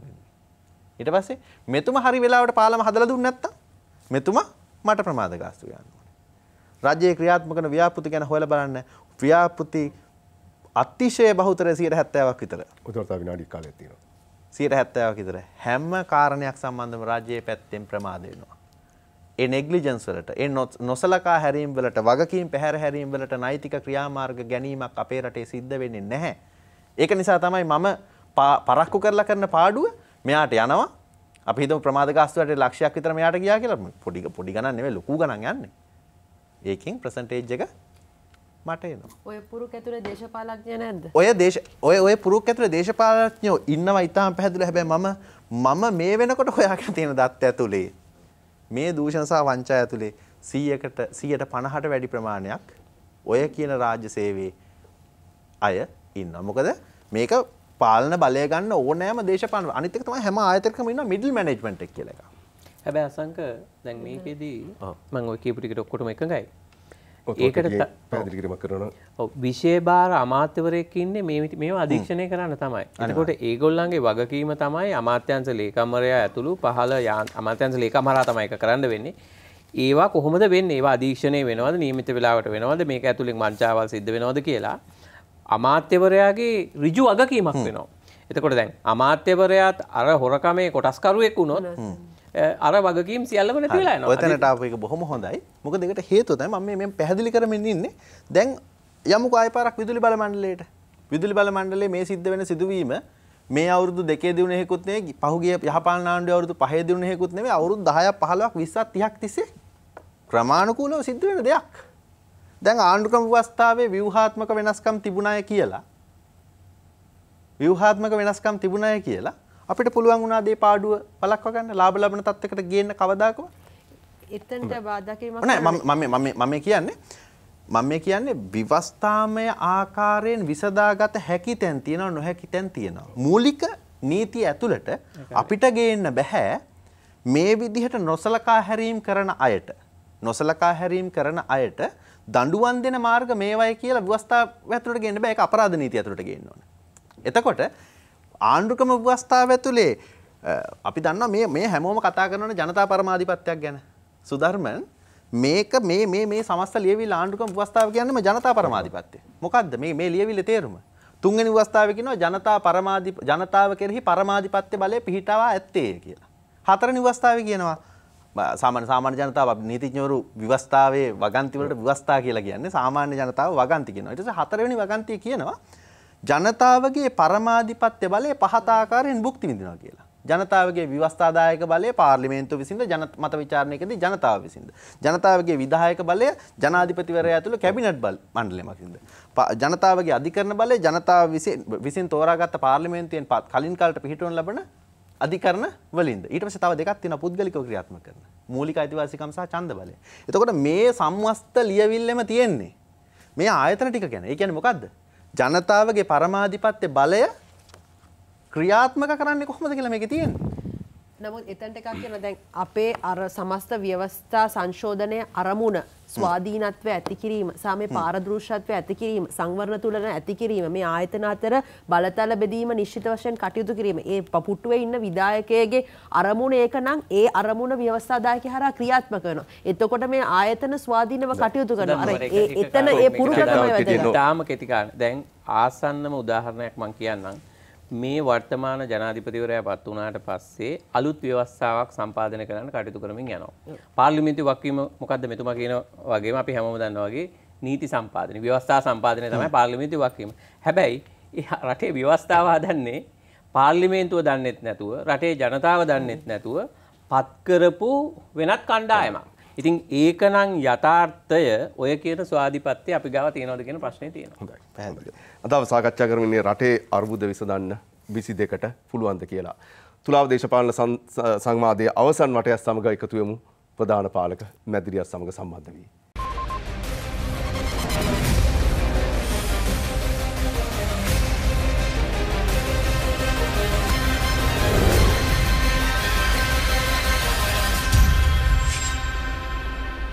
ඔබ දෙනවතත් තුලාව දේශපාලන සංවාදයේ සමගින් රටේ අර්බුද විසඳන්න 22ට පුළුවන්. අවසන් විනාඩි කිහිපයක් සමග අප ගත කරමින් සිටින්නේ ලීනි පොණහැඬු මහත්මිය. දැන් අවසාන වශයෙන් ඔබතුමිය දැන් දිගින් දිගටම කියන දෙයක් තමයි මේ පවතින ක්‍රමය තුළ අද තියෙන තත්ත්වය තුළ වත්මන් ජනාධිපතිවරයා ඉවත් විය යුතුමයි.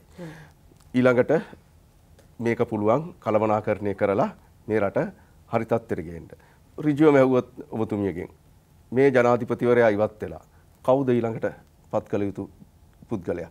කවුද කාටද ඊළඟට බලය දිය යුත්තේ? මම අර කිව්වා වගේ මේ ජනාධිපතිවරයා ඉවත් වුණායින් පස්සේ එතකොට පාර්ලිමේන්තුවට ඉන්න කණ්ඩායම අතරින් යම් කිසි ඒගොල්ලෝ මොකද සර්වපාක්ෂික ආණ්ඩුවකට යන්න ඕනේ. ඒ සාකච්ඡා කරලා එතනින් නායකයෙක් තෝරගන්න ඕනේ මේක ඉස්සරහට ගෙනියන්න පුළුවන් කවුද කියලා. ඊට පස්සේ ඒ සර්වපාක්ෂික ආණ්ඩුව පිහිටලා ඊට පස්සේ අඩුමනේ අවුරුද්දකින් නැත්නම් මාස 6කින් මැතිවරණයට යන්න ඕනේ. අන්න එතනට අපි මේ ප්‍රතිසංස්කරණය ටික කරේ නැත්නම් මේ රටට ඉදිරියක් නැහැ. එතකොට දැන් මේ අවස්ථාවේදී රටට කළ යුතුම දේ තමයි අතර ඉස්සරහ කිව්වා වගේ ජනාධිපතිවරයා ඉල්ලා සිටීම.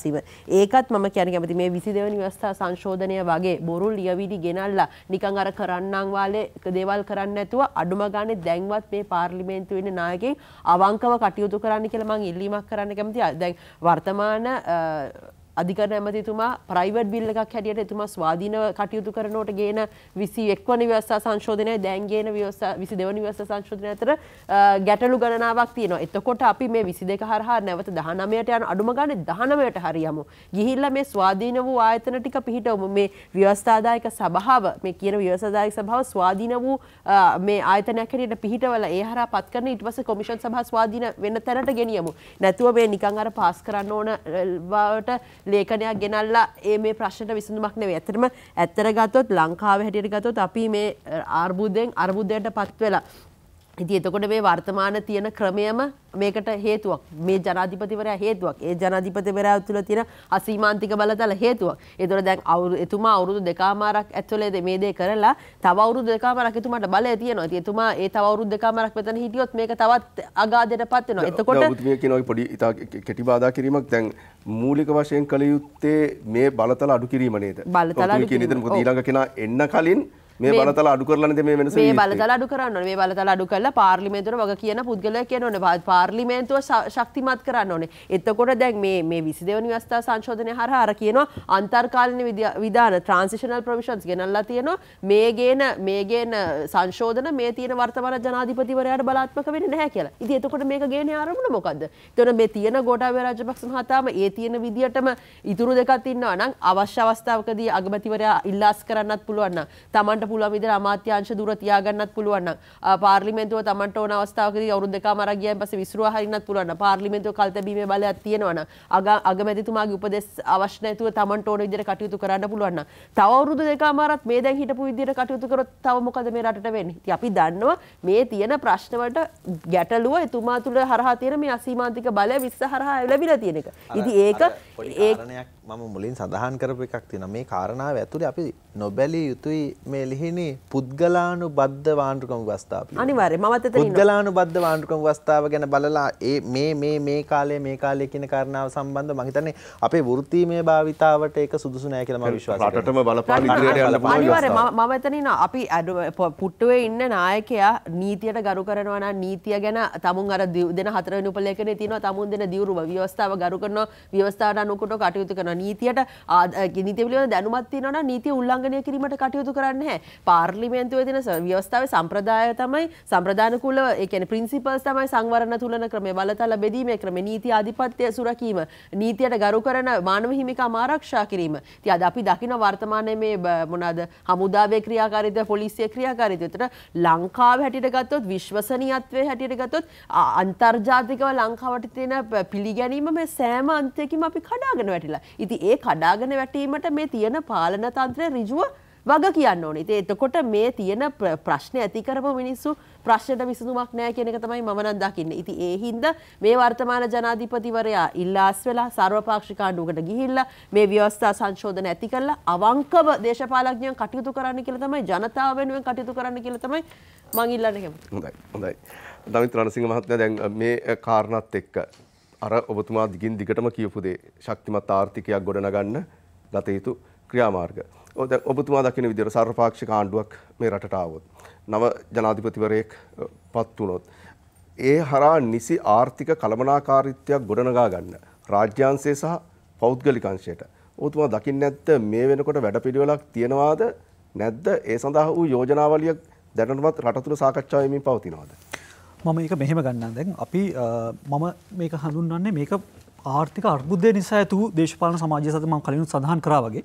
එතකොට මේකෙදි අපි මුලින්ම මේ කරන කෙටි කාලන ක්‍රියාමාර්ග මේ ආර්ථික අර්බුදයෙන් ගොඩ එන්න අපි මුලින්ම කරන්න පුළුවන් කෙටි කාලන ක්‍රියාමාර්ග මොනවද? මැදි කාලන ක්‍රියාමාර්ග සම දිගු කාලන ක්‍රියාමාර්ග. එතකොට අපිට මේ වෙලාවේ මහා ලොකු රොකට් සයන්ස් කරලා ඩොලර් ටික ලංකාවට ගේන්න බෑ. අපිට මේ වෙලාවේ කරන්න පුළුවන්. එතකොට විදේශ සේවා නියුක්ති කරන ප්‍රේෂණ මේ වෙලාවේ තමයි ඉතාමත් කෙටි කාලයෙන් වැඩි කරන්න පුළුවන්. ඒතර විදේශ මූල්‍ය ආධාර ඒවා සුරක්ෂිත කිරීම. ඒවා තමයි මේ වෙලාවේ අපිට බොහොම ළඟ දිනකදී කරන්න පුළුවන්. මෙහිදී විදේශ ප්‍රේෂණයන් පුහුණු ශ්‍රමිකයන් වගේ ඒවත් අපි රට යවන එක බලන්න ඕනේ. ඊට පස්සේ මැදුකාලන ක්‍රියාමාර්ග වලින් අපිට IMF ගැන අපි කතා කරා. IMF ගැන කතා කරනවා නම් අපිට IMF කියන එකම විසඳුම නෙවෙයි. මොකද ශ්‍රී ලංකාව 1965 ජුලි 15 ඉඳන් 16 වතාවක් ශ්‍රී ලංකාවම IMF වෙත ගියා. ඒතර අන්තිමට ගියේ 2016 ජුනි 3. නමුත් හැබැයි අපි දැන් නැවතත් IMF ගිහිල්ලා තියෙනවා. මේ IMF ගියපු එකෙන් අපිට මේ වෙලාවේ රට ගොඩ ගන්න තියෙන සරණම අවස්ථාවක්. මොකද මේ ණය ප්‍රතිව්‍යුහගත කරන්නත් එක්ක. මොකද දැන් අපිට ආසන්නම ඉන්දියාව රට අන්තිමට ගිහිල්ලා තියෙන 1991. නමුත් ඔවුන් ඊට පස්සේ IMF යන්නේ නැතුව ඒ වෙලාවේ ආර්ථික අර්බුදයත් එක්ක IMF යන්නේ නැතුව ඒ ලැබුණු ප්‍රතිපත්තිමය වෙනස්කම් එක්ක අපි ඉදිරියට ඉන්දියාව ආවා. නමුත් අපි පාකිස්තානය, බංග්ලාදේශය, නේපාලය, මාලදීන, ඇෆ්ගනිස්තානය 2020, 21, 22 රටවලත් ගියා. හැබැයි අපි මේ IMF කියන එක බිල්ලෙක් නෙවෙයි. මම කියන්නේ මේ ලැබුණු අවස්ථාව එක්ක අපි යම්කිසි රාජ්‍යංශයේ ව්‍යුහාත්මක වෙනස්කම් කරන්න ඕන, කළමනාකාරීත්ව වෙනස්කම් කරන්න ඕන. ඒ වගේ ඒවත් එක්ක තමයි අපි මැද කාලෙනිව මේ කරමුද IMF කියන එක අපිට හෙට ලැබෙන්නේ නැහැ. මේක සමහරට මාස 6ක් මාස 8ක් වගේ කාලයක් යයි. ඒ වගේම ඊට පස්සේ දිගු කාලන ක්‍රියාමාර්ග වශයෙන් ඊට පස්සේ භාණ්ඩ සේවා අපනයන ශක්තිමත් කරගන්න ඕන. විදේශ නිවසේකයන් ප්‍රේෂණ මේ කරන විදේශීය ඍජු ආයෝජන ලබා ගන්න. මේ ඍජු ආයෝජන ලබා ගන්න නම් රට තුල ප්‍රචණ්ඩත්වය නැති වෙන්නත් ඕන. මම ඒක පොඩි මේකක් එකතු කරන්න. ඊට පස්සේ මම මේ කතා කරන්න මෙන්න මෙහෙම. දැන් මේ රට අපි ගොඩ දාන්න බෑ කියලා හිතනවා නම් ඒක ඇත්තටම වැරදි. මොකද මේ ගොඩ දාන්න අපිට පිට රටින් කවුරු හරි ඇවිල්ලා IMF හරි පිට මේ කවුරු හරි ඇවිල්ලා මේ ගොඩ දාන්න හිතනවා කියනවා නම් ඒක සම්පූර්ණ වැරදි. මේ රට ගොඩ දාන්න වෙන්නේ අපිටම තමයි. වෙන කාටවත් බෑ. ඒකට අපි කියන්නේ මහජනතාවගේ සිට සියලුම දෙනාගේ පොඩි මිනිසාගේ සිට ලොකු මිනිසා සියලු දෙනා මේ වෙලාවේ කැපවීම කරන්න ඕන. නැත්නම් මේ ආර්ථික අර්බුදයට විසඳුම් දෙමු නැත්නම් අපි නව දේශපාලන පක්ෂයකට බලය දෙවි. නමුත් ආර්ථික අර්බුදය තව මාස 6කින් මාස 10කින් ඒක එහෙම්ම තියෙයි. මොකද තෙල් ප්‍රශ්න පෝලිම් ප්‍රශ්න ඉවර වෙන්නේ නැත්නම් කවදාකවත් මේ රට අපිට මේ හරි ට්‍රැක් එකට ගන්න බෑ. ඒකත් එක තමයි දැන් අපිට ඩොලර් ආනයන ඩොලර් අපනයන වැඩි කරගන්න පුළුවන් නම් අපි මේ වෙලාවේ කරන්න ඕන අපේ හොඳටම නිෂ්පාදනය කරන්න පුළුවන් බඩු ටික අපනයනය කරන ගමන් අපි පිට රටින් ගෙනෙන භාණ්ඩ ආනයනය කළා ඒට අග එකතු කළායි අපි රට යවන්න ඕන. නමුත් අපේ උදාහරණ වශයෙන් ගත්තොත් අපි පොල් කිරි යවන, පොල් වතුර යවන, පොල් කොහු යවන. නමුත් අපි ඒ නිෂ්පාදනයක් හදලා අග එකතු කළා අපි රට යවන්නේ නැහැ. අපි මෙන්න මේවයි වෙනස් වෙන්න ඕන. ඒවා වෙනස් කරලා මේ එක තමයි අපිට පුළුවන් වෙන්නේ මේක අපි දීර්ඝකාලීනව රටේ විදේශ විනිමය ප්‍රශ්නය විසඳ ගන්න පුළුවන්. එතකොට මම තව එක දෙයක් මේ කතාවේදී ගත්ත දෙයක් තමයි මම ඇත්තටම මේ රටේ ප්‍රචණ්ඩත්වය කියන එක මම දැකලා තිබුණ නැහැ. මොකද මම 71 88 89 කාලේ මම ඒක මොකක්ද උනේ කියලා මම දන්නේ නැහැ. හැබැයි මම ප්‍රචණ්ඩත්වය කියන එක දැක්කා මැයි 9 වෙනිදා. මම කියන්නේ මේ යම්කිසි ඔබට දේශපාලන වශයෙන් මේ කියන ව්‍යවස්ථාවේ ඕන වෙනසක් තියෙන තුන ඒ සියල්ලටම අපේ රටේ ව්‍යවස්ථාව අනුව ඒ යම්කිසි ක්‍රියාමාර්ගයක් තියෙනවා. මෙයට ප්‍රචණ්ඩත්වය ගෙනල්ලා මෙය කරන්න යන එකෙන් වෙන්නේ රට තවත් අගාධයට යන එක විතරයි. මොකද මේ රටට එන්න හිටිය සංචාරකයෝ ටිකත් ලංකාව දාලා ගියා. නව සංචාරකෙක් එන්න බයයි. මොකද අපි නරක ආදර්ශය දුන්නා ප්‍රචණ්ඩත්වයෙන් අපි රටේ මේ දේශපාලන සියලු වෙනස් කරන්න යනවා කියලා. ඒක නිසා මම සියලු දෙනාම ආදරණීය ඉල්ලනවා මේ රටේ යම්කිසි ව්‍යවස්ථානුකූලව හෝ යම්කිසි ආර්ථිකමය වෙනසක් කරන්න ඕන නම් එයට ප්‍රචණ්ඩත්වය එපා. එය ව්‍යවස්ථානුකූලව තියෙන ප්‍රතිපාදන යටතේ එය ඉටු කරන්න කියන ආදරණීය ඉල්ලීම කරනවා. හොඳයි. රෝහණ හෙට්ටිආරච්චි මහත්මයා අවසාන වශයෙන් ඔබතුමාගෙන් අහන්න කැමතියි දැන් ව්‍යවස්ථා වෙනසක්. අපි 22 ගැන මේ කතා කරන්නේ. දැන් 22 ගිහිල්ලා දැන් අපි හිතුව මේ 22 ක්‍රියාත්මක වුණා 21 හෝ 22 ක්‍රියාත්මක වුණා කියලා. ආයෙ ටික කාලයක් ගියාට පස්සේ 23ක් ගැන කතා කරන්න සිද්ධ වෙයි. 24ක් ගැන කතා කරන්න සිද්ධ වෙයි. එහෙම නැතුව මුළු මොනින්ම ව්‍යවස්ථාවක් වෙනස් කරලා රටට ගැළපෙන ව්‍යවස්ථාවක් වෙනස් කරලා කියන්නේ යහපත් ව්‍යවස්ථාවක් හදන්න ක්‍රමවේදයක් හදන්න බැරිද? උත්සාහයෙන් ගණනාවක් තිබ්බනේ. 2001 ඉඳලා බැලුවොත් අපි උත්සාහයෙන් ගණනාවක් යොදවලා තියෙනවා අලුත් ව්‍යවස්ථාවක් හදන්න. ඇයි මේ සංශෝධන වලට යන්නේ නැතුව ඔබතුමන්ලත් ඒ තැනට දේශපාලනඥයා දේශපාලන පක්ෂ රට ඒ තැනට ගේන්න උත්සාහයක් යොදන්නේ නැත්තේ? මම ඒක කැමතියි. දැන් ව්‍යවස්ථා සංශෝධන කියන එක වැරදි දෙයක් නෙමෙයි. ඒක නරක දෙයක් නෙමෙයි. රටක ආර්ථික සමාජීය වශයෙන් රටක් වෙනස් වෙනකොට ලෝකෙ වෙනස් වෙනකොට අලුත් තත්ත්වයන් එක්ක ව්‍යවස්ථා සංශෝධනය වෙනවා. වෙන්න ඕනේ. හැබැයි අපේ රටේ වෙන්නේ ඒක උඩ නෙමෙයි. මෙතුමා කිව්වා වගේ අපි හැමෝම පිළිගන්නවා වගේ එක එක්කෙනාගේ පුජ්‍යලික න්‍යාය පත්‍රවල තමයි මේක වෙන්නේ. දැන් මේ මොහොතේ මේ අපි තව සංශෝධනයක් 21 කියලා හෝ 22 කියලා හෝ අපි එකක් ගේනවා. එතකොට ඒක මේ පවතින ප්‍රශ්නයට උත්තරයක්ද කියන එකත් එක තමයි අපේ සාකච්ඡාවම හැදෙන්නේ. දැන් අපි කල්පනා කරන්නේ අපි කියලා කියන්නේ දැන් අපිත් එක්ක එකතු වෙලා ඉන්න මම කිව්වා වගේ collective for reforms අපි කණ්ඩායමක් ඉන්නවා මාර්තු 12 ප්‍රශ්වල් සංවිධානය මේ විදිහට විවිධ උත්සාහයන් විවිධ අවස්ථාවලදී අපි උත්සාහ කරලා තියෙනවා. දැන් මේ මොහොතේ මම විශ්වාස කරන්නේ මේ ප්‍රශ්නයට ඔබේ ප්‍රශ්නේ අවසාන කොටසට මම එනම් නිශ්චිත උත්තරේ පළවෙනි කාරණේ තමයි මම මුලින් කිව්වා වගේ මේ 22 වෙනි සංශෝධනය ජනතාව සහ මේ රටේ පුරවැසියා අපේක්ෂා කරන අර හිල් ටික වහලා චෙක් ඇන්ඩ් බැලන්ස් සිස්ටම් එක හදලා අපිට විශ්වාසය දනවන විදිහට 22 සම්මත කරන්න ඕනේ. ඒක හරහා අපේ විශ්වාසය ගොඩනගන්න ඕනේ. දැන් එහෙම කළොත් තමයි අර දමිත් කිව්වා වගේ පුරවැසියා මේකට එකතු වෙන්නේ. දැන් මේක ඇත්තටම IMF එකෙන් විතරක් විසඳන්න පුළුවන් වැඩක් නෙමෙයි. එතකොට මේකට මේ රටේ ජනතාව හැටියට අපි කැපකිරීම කරන්න වෙනවා. අපි කැපකිරීම කරන්න සූදානම් නැත්තේ ඇයි මේ රටේ මිනිස්සු? තාමත් අපිට පේනවා මේ ප්‍රශ්නය ඇති කරපු මිනිස්සු ඒගොල්ලන්ගේ ජීවන රටාවන් වෙනස් කරගෙන නැහැ. ඒගොල්ලෝගේ තාම AC එක අයින් වෙලා නැහැ. ඒගොල්ලන්ගේ වාහනේ අයින් වෙලා නැහැ. ඒගොල්ලන්ගේ කැමරා රටාව අයින් වෙලා නැහැ. ප්‍රශ්නේ හදපු මිනිස්සු සැප විඳිනවා. අපි මොකටද කැපකිරීම කරන්න කියලා. ඊළඟට අපි පාර්ලිමේන්තුව දිහා බැලුවාම අපිට පේනවා අපේ ප්‍රශ්නේ මේගොල්ලෝ උපහාසයට ගන්නවා. දැන් ඊයේ පාර්ලිමේන්තුව දිහා බැලුවාම අග්‍රාමාත්‍යවරයා පවා ඒක හරි කනගාටුදායක තත්ත්වයක්. මේ තරම් බරපතල ප්‍රශ්නයක් උපහාසයෙන් තමයි පාර්ලිමේන්තුව ඇතුලේ සාකච්ඡා කරන්නේ. ඔහු කියනවා මේ විනාශයට පත්වෙච්ච බංකොලොත් භාවයට පත්වෙච්ච රටක් හැටියට තමයි අපිට මේ ප්‍රශ්න සාකච්ඡා කරන්න වෙන්නේ කියලා කියනවා. මේ බංකොලොත් කොලේ අපිද වර්තමාන අග්‍රාමාත්‍යවරයා අවුරුදු 40ක් පාර්ලිමේන්තුවේ හිටියා. මහින්ද රාජපක්ෂ මහත්තයා දෙපාරක් අගමැති වුණා. දෙපාරක් ජනාධිපති වුණා. මේ පාර්ලිමේන්තුවේ ඉන්නවා 25ක් 30ක් විතර අවුරුදු 30කට වැඩිය පාර්ලිමේන්තුවේ හිටපු අය. එතකොට අපි පුරවැසියෝ හැටියට අපි දීපු ඒගොල්ලෝ වගකීම ඉෂ්ට කරන්නේ නැතුව, අපේ සම්පත්තිය කළමනාකරණය කරන්නේ නැතුව, සුදුසු විදියට නීති හදන්නේ නැතුව කටයුතු කරලා දැන් අපි ගාවට ඇවිල්ලා අහපව් අඳෝනාවක් කියනවා. අනේ මාර ප්‍රශ්නයක් බංකොලොත් රටක් ඒ නිසා මේ ප්‍රශ්නේ ඩීල් කරගන්න හරි අමාරුයි කියලා. ඉතින් ඒකට තමයි මේ මිනිසුන් අපි පඩි දීලා ඇවලා තියෙන්නේ. ඒකට මේ ප්‍රශ්නෙට උත්තරේ මම කියන්නේ පළවෙනි එක ඒ නිසා තවත් වංගු ගහන්න නැතුව, ගේම් ගහන්න නැතුව දේශපාලන බලය රැක ගන්න. මේක ආණ්ඩුව විතරක් නෙමෙයි. විපක්ෂෙත් අපිට පේන්නේ නැහැ. විපක්ෂයේ දේශපාලන පක්ෂ එකක් දෙකක් කරනකොට ඊටාම අවංකව සාධනීයව කටයුතු කරනවද කියලා අපිට පේන්නේ නැහැ. මේ පේන එක දෙකත් අපි දන්නේ නැහැ කොච්චර ජෙනුයින්ද කියලා. ඒ පළවෙනි එක 22 සම්මත කරන්න තව දේශපාලන ගේමකින් තොරව. දෙක මෙතුමිය කිව්වා වගේ අන්තර්වාර පාලනයක් අපිට එන්න ඕනේ. ඒක අපි නම් කියන්නේ නැෂනල් යුනිටි ගවර්න්මන්ට් එකක් එන්න ඕනේ කියලා. ජාතික ඒකාබද්ධතා ආණ්ඩුවක් එන්න ඕනේ. ඒක මේ එක දේශපාලන පක්ෂයක් විපක්ෂ බලයට එන්න හරි නැත්නම් ආණ්ඩුවෙන් කැඩිච්ච ගිය කණ්ඩායමක් බලයට එන්න හරි නැත්නම් ජනතා විමුක්ති පෙරමුණ බලයට එන්න හරි එකක් නෙමෙයි. මොකද කවුරු බලයට ආවත් මේක ගොඩ දාන්න නම් ජනප්‍රිය නොවන තීන්දුව ගන්නම වෙනවා. මේ අපි ගෙවන සහන ආධාර අපිට කපන්න වෙනවා. බදු වැඩි කරන්න වෙනවා. පෞද්ගලික කරන්න වෙනවා. හැබැයි ප්‍රතිව්‍යුහගත හරි වෙන ලස්සන නම් දාන්න පුළුවන්. හැබැයි අවසානයේදී අරවා තමයි කරන්න වෙන්නේ. එතකොට ඊළඟ මොහොතේ මේ අරගලයේත් එක්ක එකතු වෙලාම ඉන්න අහපව මේ වෘත්තීය සමිති සහ අනිත් පාර්ශව සමහර විශ්වවිද්‍යාල දිස්ව අමාර අපිත් වෙන්න පුළුවන්. මේක තමයි ස්වභාවය. අරවට එරෙහි වෙන්න පුළුවන්. එතකොට එහෙම නොවෙන්න නම් හැමෝමත් එක්ක සංවාදයක එකඟතාවය කියන්නේ හැම පාර්ශවයක්ම එකඟ වෙච්ච ආණ්ඩුවක්. මේක ලේසි වැඩක් නෙමෙයි. හැබැයි යම් ප්‍රමාණයකට එවැනි එකඟතාවයක් ඇති කරගෙන වැඩ කරන්න වෙනවා. සා නැෂනල් යුනිටි ගවර්න්මන්ට් එකක් හැදෙන්න වෙනවා. තුන අපිට රෝඩ් මැප් එකක් ඕනේ. දැන් මේ වෙනකන් ආණ්ඩුව රෝඩ් මැප් එකක් ඉදිරිපත් කළා නැහැ. අගමැතිවරයාගේ කතාවක අපි දකින්නේ නැහැ. ජනාධිපතිවරයාගේ කතාවක අපි දකින්නේ නැහැ.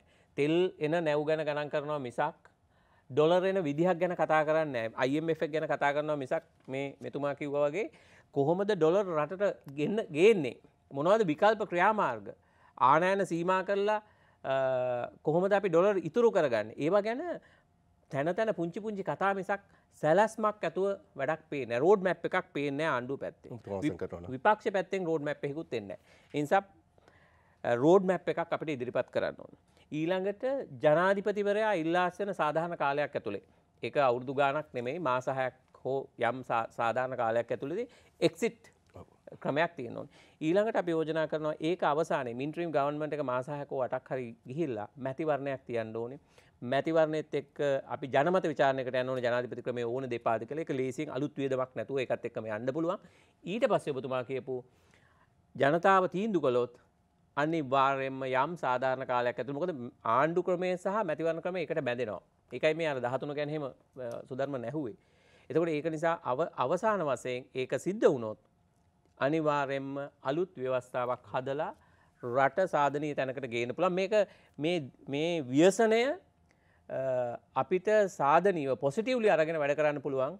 හැබැයි ඒකට අවංක ඌමනාවක් සහ කැපවීමක් අවංකභාවයක් දේශපාලනිකවත් පුරවැසියෝ හැටියට අපිත් දෙන්න අවශ්‍ය වෙනවා. හොඳයි.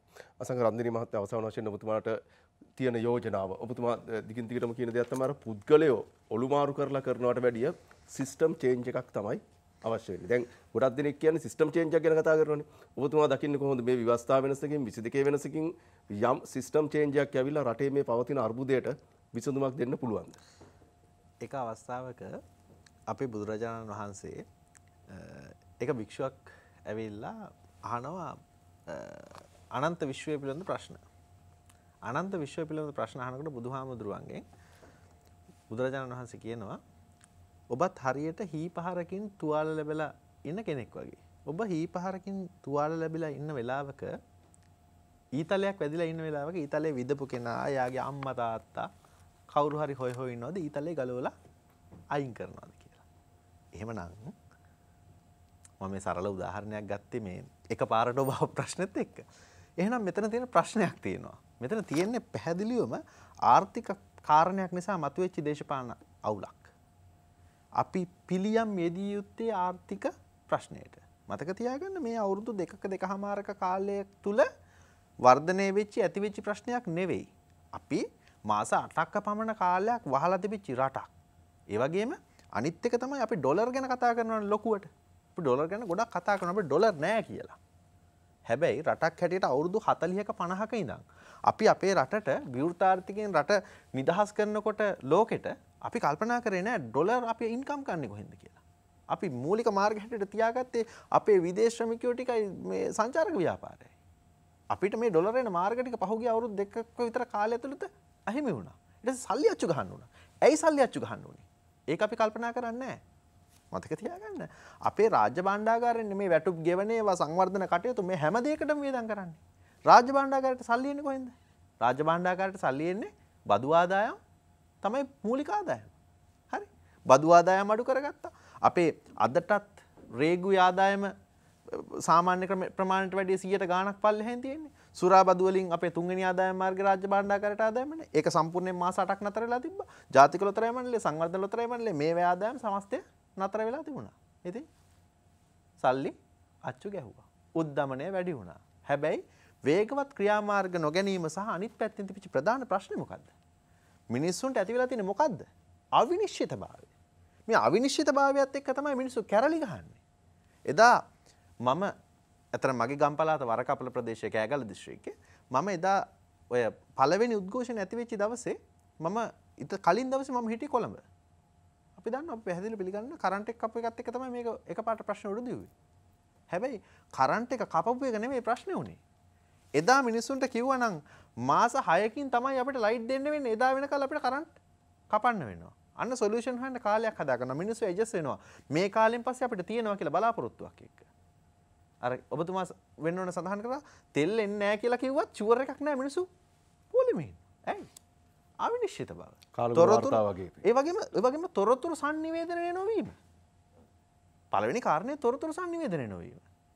දැන් ජනාධිපතිවරයා සහ සාමාන්‍ය මහජනතාව අතර ගැප් එකක් ඇවිල්ලා තියෙනවා. ඇයි ගැප් එක ඇවිල්ලා තියෙන්නේ? මෙන්න මේ ක්‍රියාමාර්ග ටික මේ ප්‍රශ්න ටික විසඳීම සම්බන්ධව මම ගන්නවා.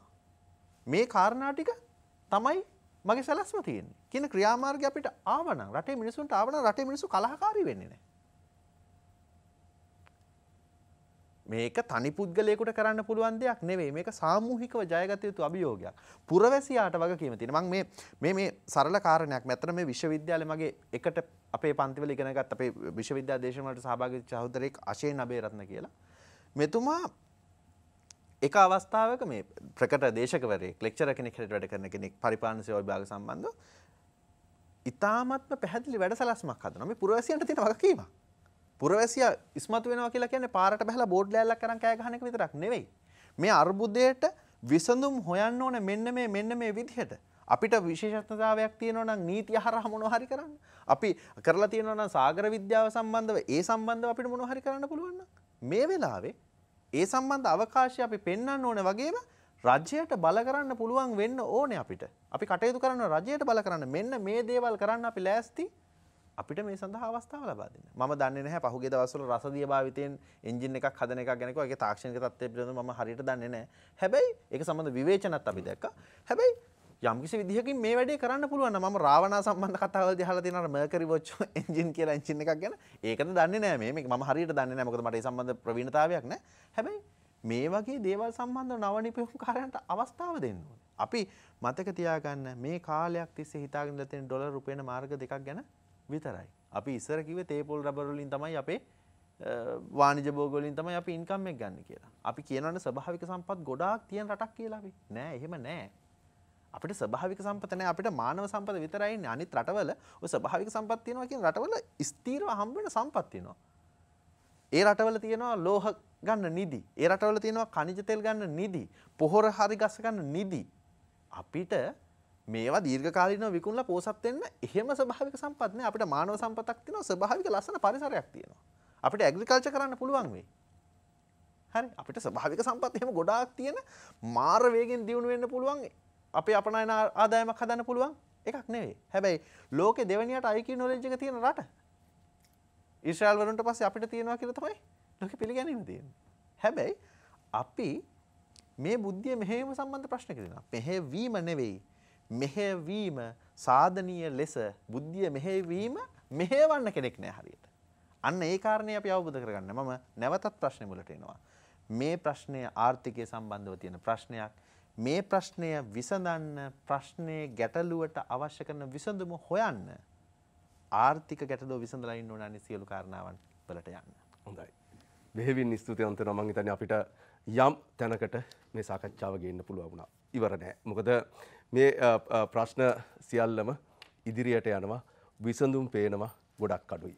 හැබැයි අපි හිතනවා මේ 22 වෙනි ව්‍යවස්ථා සංශෝධනය හෝ යාලි 21 හෝ 19 හෝ කුමන හෝ ව්‍යවස්ථා සංශෝධනයකින් මේ රටේ ස්ථාවරභාවයක් ඇති වෙනවා නම් ඒ සඳහා අපිත් යම් කාර්යභාරයක් මාධ්‍ය හැටියට ඉෂ්ට සිද්ධ කරනවා. බෙහෙවින් ස්තුතිවන්ත වෙනවා තමිත් රණසිංහ මහත්මයා සහභාගීන් පිළිබඳව අපත් සමග ලීනි පනාණ්ඩු මහත්මයා බෙහෙවින් ස්තුතියි ඔබතුමියට. ඒකම අසංග රන්දනීය මහත්මයා බෙහෙවින් ස්තුතිවන්ත වෙනවා ඔබතුමාට අපත් සමග සම්බන්ධ වීම පිළිබඳව රෝහණ හෙට්ටිආරච්චි මහත්මයා බෙහෙවින් ස්තුතිවන්ත වෙනවා තුලාව දේශපාලන සංවාදයේ සමගින් එකතු වීම පිළිබඳව ලබන සතියේත් සුපුරුදු වේලාවට 10:25ට බ්‍රහස්පතින්දා රාත්‍රියේ හමු වෙන තෙක් ඔබ සියලු දෙනාටම සුවදායි රාත්‍රියක් ප්‍රාර්ථනා කරනවා.